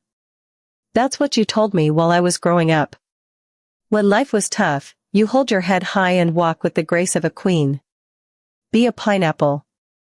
Stand tall, wear a crown, and be sweet inside and dangerous outside. It's not easy. You of all people should know that. It's time to grow up. You get a second chance at love. One that you're willing to take. Besides, it's not like I'm going very far. You'll still be able to visit often and meet your grandchildren when we finally have them. But for now, focus on going out there and becoming who the Luna above meant for you to be. I say and kiss her on her head. I'm the one who's supposed to give you this talk on the day of your wedding, she says, and we both chuckle. Well, you can give it to me later today. I can't believe I'm getting married. And you're making me wear a dress. I can, however, believe that you aren't wearing white for your own wedding. That isn't shocking in the least. I've never been a fan of maintaining tradition. Besides, something blue is on the list, so it counts. She takes a deep breath, and her father knocks on the door. You look amazing. I'm not ready to give you away yet. I just got you back, he says with tears as he walks over to his daughter. My uncle remains in the doorway, letting the two of them have their moment before also approaching my mother. He looks at me while he waits. You look nice. I like how you choose to wear pants to a wedding. I'm being genuine about that too, by the way. He says. I think he's still nervous about being around me, not quite knowing how to be an uncle. Mom and I agreed that if I have to wear a dress later, she's okay with me not wearing one now. Besides, she's not a fan of tradition. I say and smile at him. He smiles in return and goes to hug his older sister. You look magnificent, sis. I'm sure you'll be a wonderful alpha female. Dad, are you ready? Mom. It's time. I say and hug her. She takes a deep breath and the arms of her brother and father as the music begins. We're starting as a human wedding so that Cole can introduce his wife as the Pax Alpha female. He's a little bit excited, in case you couldn't tell. She takes a deep breath, and the music begins as she turns the corner to the chapel. I walk behind her and carry the train of her veil, watching Cole take a deep breath and slowly start crying as she walks down the aisle. He's got a giant smile on his face, and you can see the pride that shines in his eyes as his blushing bride walks towards him forever. I know that my own mother wears a smile as she walks towards the forever that the Luna above promised her. The sun shining through the chapel's large windows proves that the Luna is pleased with this union. We make it to the front, and the priest begins the ceremony. We are gathered here today to celebrate the union of Cole Peck and Ari Mora. Who is it that gives her to this man?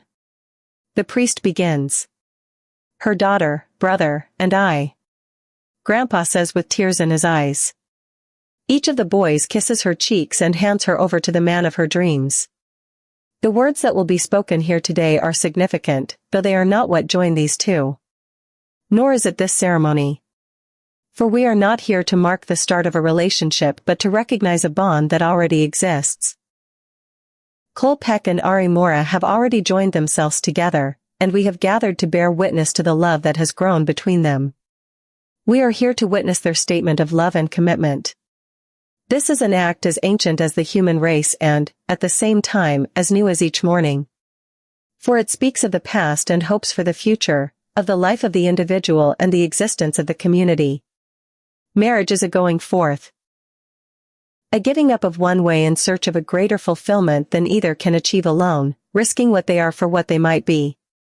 Cole and Ari, do you come with joy and anticipation to this moment when you will be legally joined in marriage? Do you pledge to treat each other with kindness, respect and compassion, to listen to each other and to speak to each other with honesty, today and always? We do. They reply at the same time. You have come to love each other deeply and sincerely. That love has given you the desire to unite in marriage and to establish a home together. In this ceremony you are dedicating yourselves to give happiness and well-being, each to the other. Your marriage is an act of trust. It must not be based on the vain hope of what the other will do or will not do, might become or might not become. It must be based on the firm belief in your own individual worth and that of the other. Your pledge today is an expression of your devotion. The words spoken in this ceremony will validate your marriage only if your love and commitment to one another are strong enough to sustain it. Today you announce your love for each other in the presence of families and friends. We rejoice with you and we wish you well. Cole Peck and Ari Mora, as you have come here freely to give yourselves in marriage, do you now promise that you will love and honor each other as husband and wife? We do. Cole, repeat after me. I, your name, take you, Ari Mora, to be my wife, to have and to hold from this day forward, for better, for worse, for richer, for poorer, in sickness and in health, to love and to cherish, until the end of our days. I, Cole Peck, take you, Ari Mora, to be my wife, to have and to hold from this day forward, for better, for worse, for richer, for poorer, in sickness and in health, to love and to cherish, until the end of our days. He says with his eyes full of love and his voice cracking. Ari, repeat after me. I, your name, take you, Cole Peck, to be my husband, to have and to hold from this day forward, for better, for worse, for richer, for poorer, in sickness and in health, to love and to cherish, until the end of our days. I, Ari Mora, take you, Cole Peck, to be my husband, to have and to hold from this day forward, for better, for worse, for richer, for poorer, in sickness and in health. To love and to cherish, until the end of our days. Tears of joy stream down her face as she smiles at him. May I have the rings, he says, and I bring them both forward, handing them to Mom and Dad. The ring is the symbol of the unbroken circle of love. Love freely given has no beginning and no end. Love freely given has no giver and no receiver, for each is the giver and each is the receiver. May your rings always call to mind the freedom and the power of this love.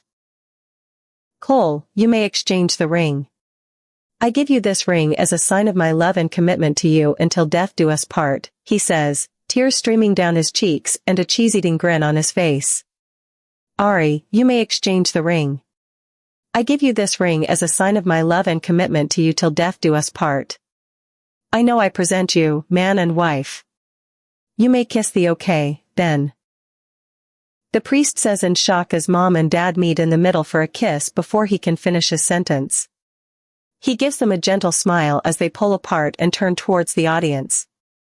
Now presenting, for the first time ever, Mr. and Mrs. Cole Peck.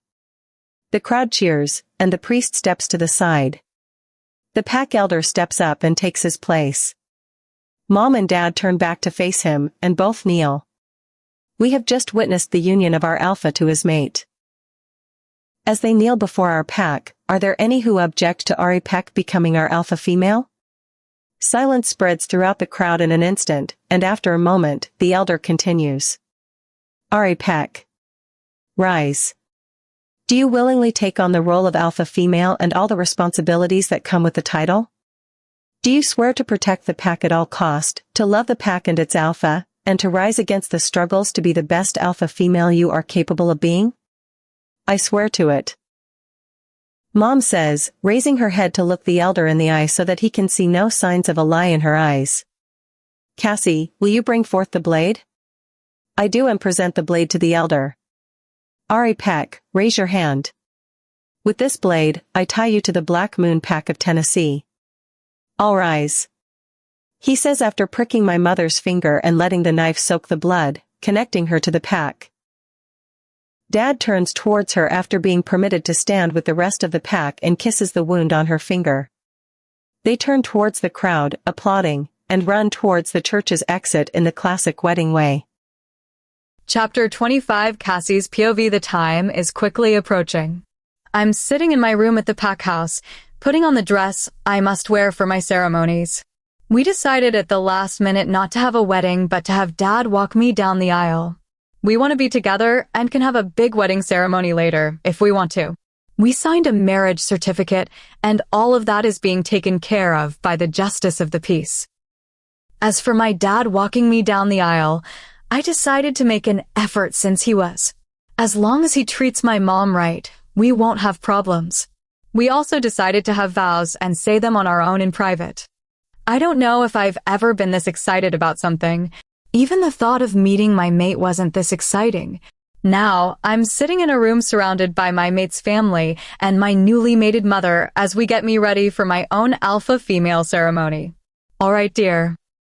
It's time to put on your dress, Cassandra says, pulling the garment bag out of the closet.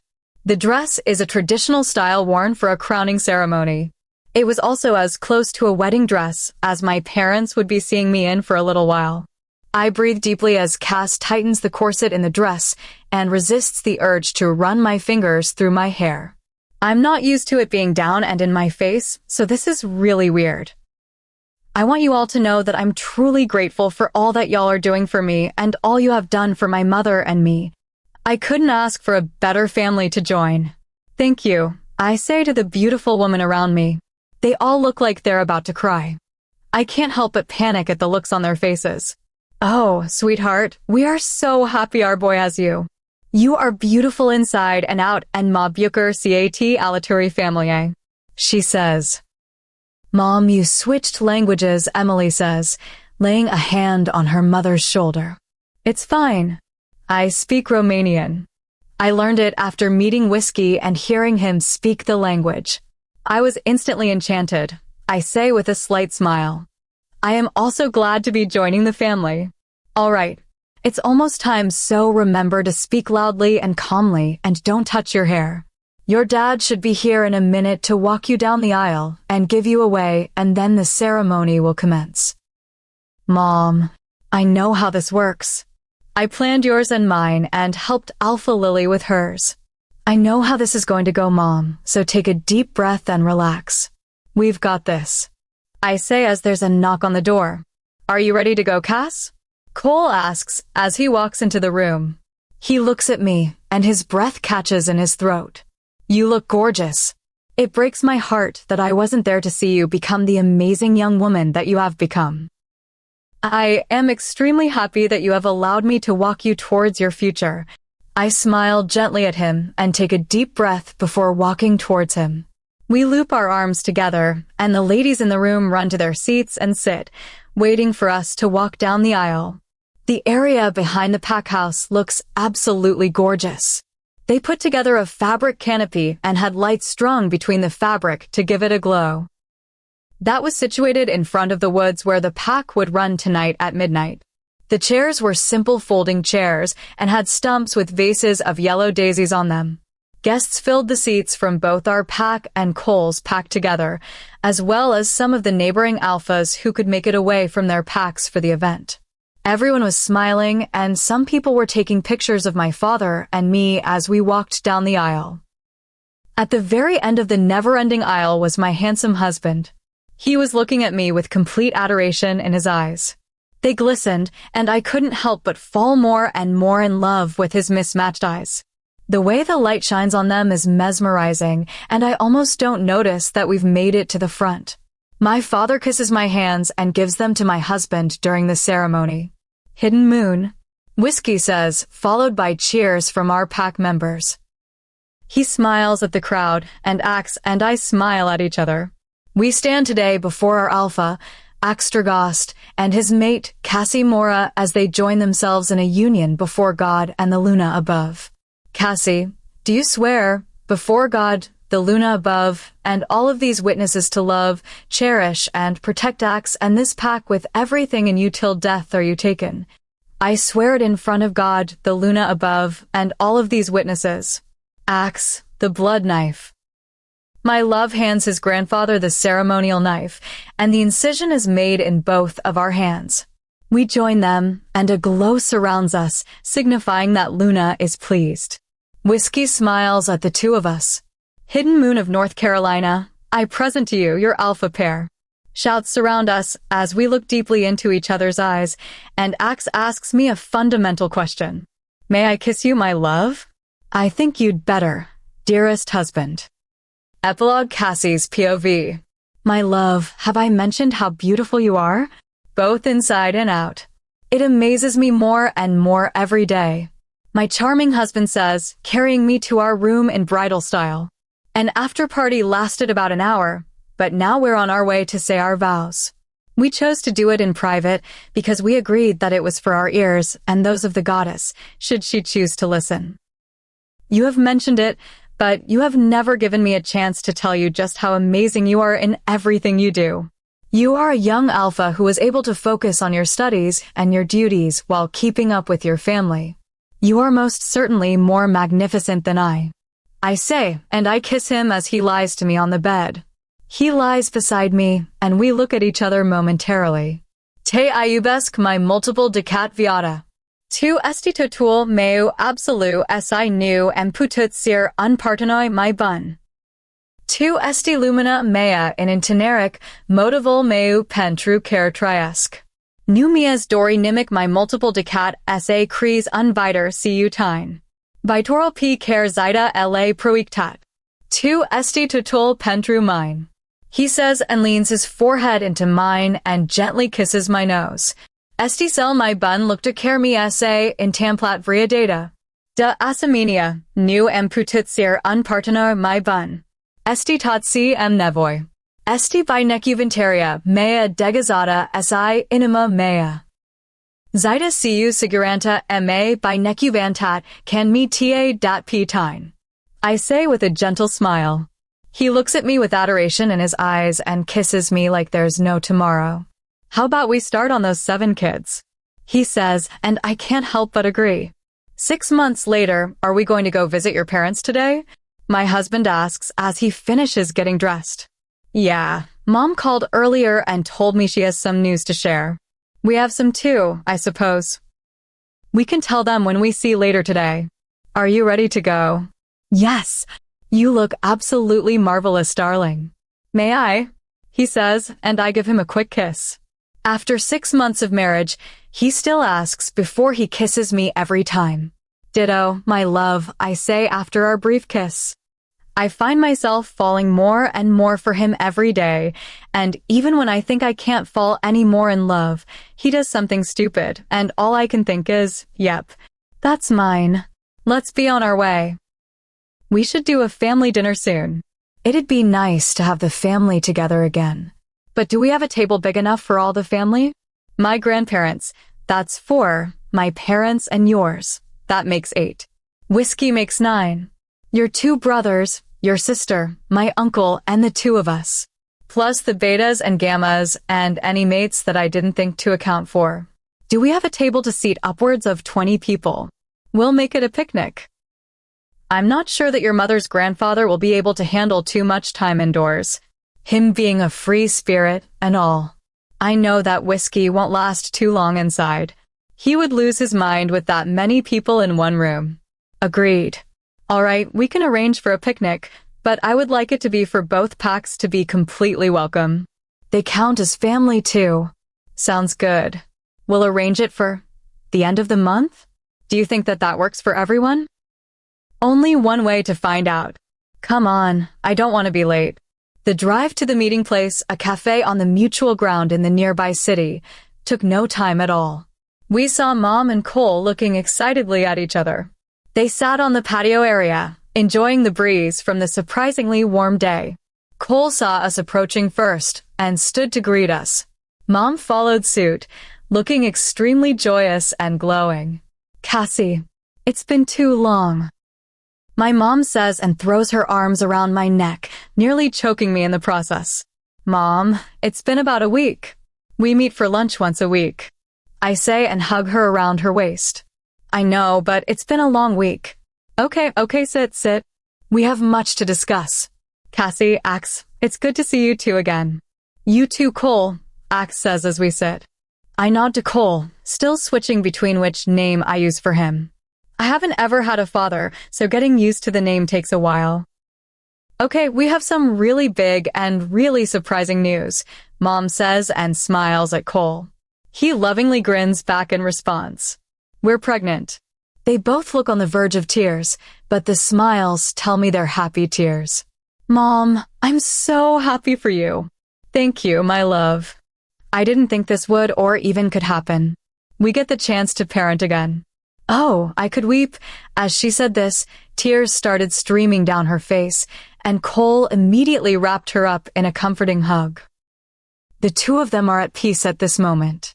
They both deserve this, and I couldn't be happier for them. Well, Ari, we also have news on this joyous occasion, my husband says and looks at me. We both smile at each other and then turn to my parents. We're also pregnant.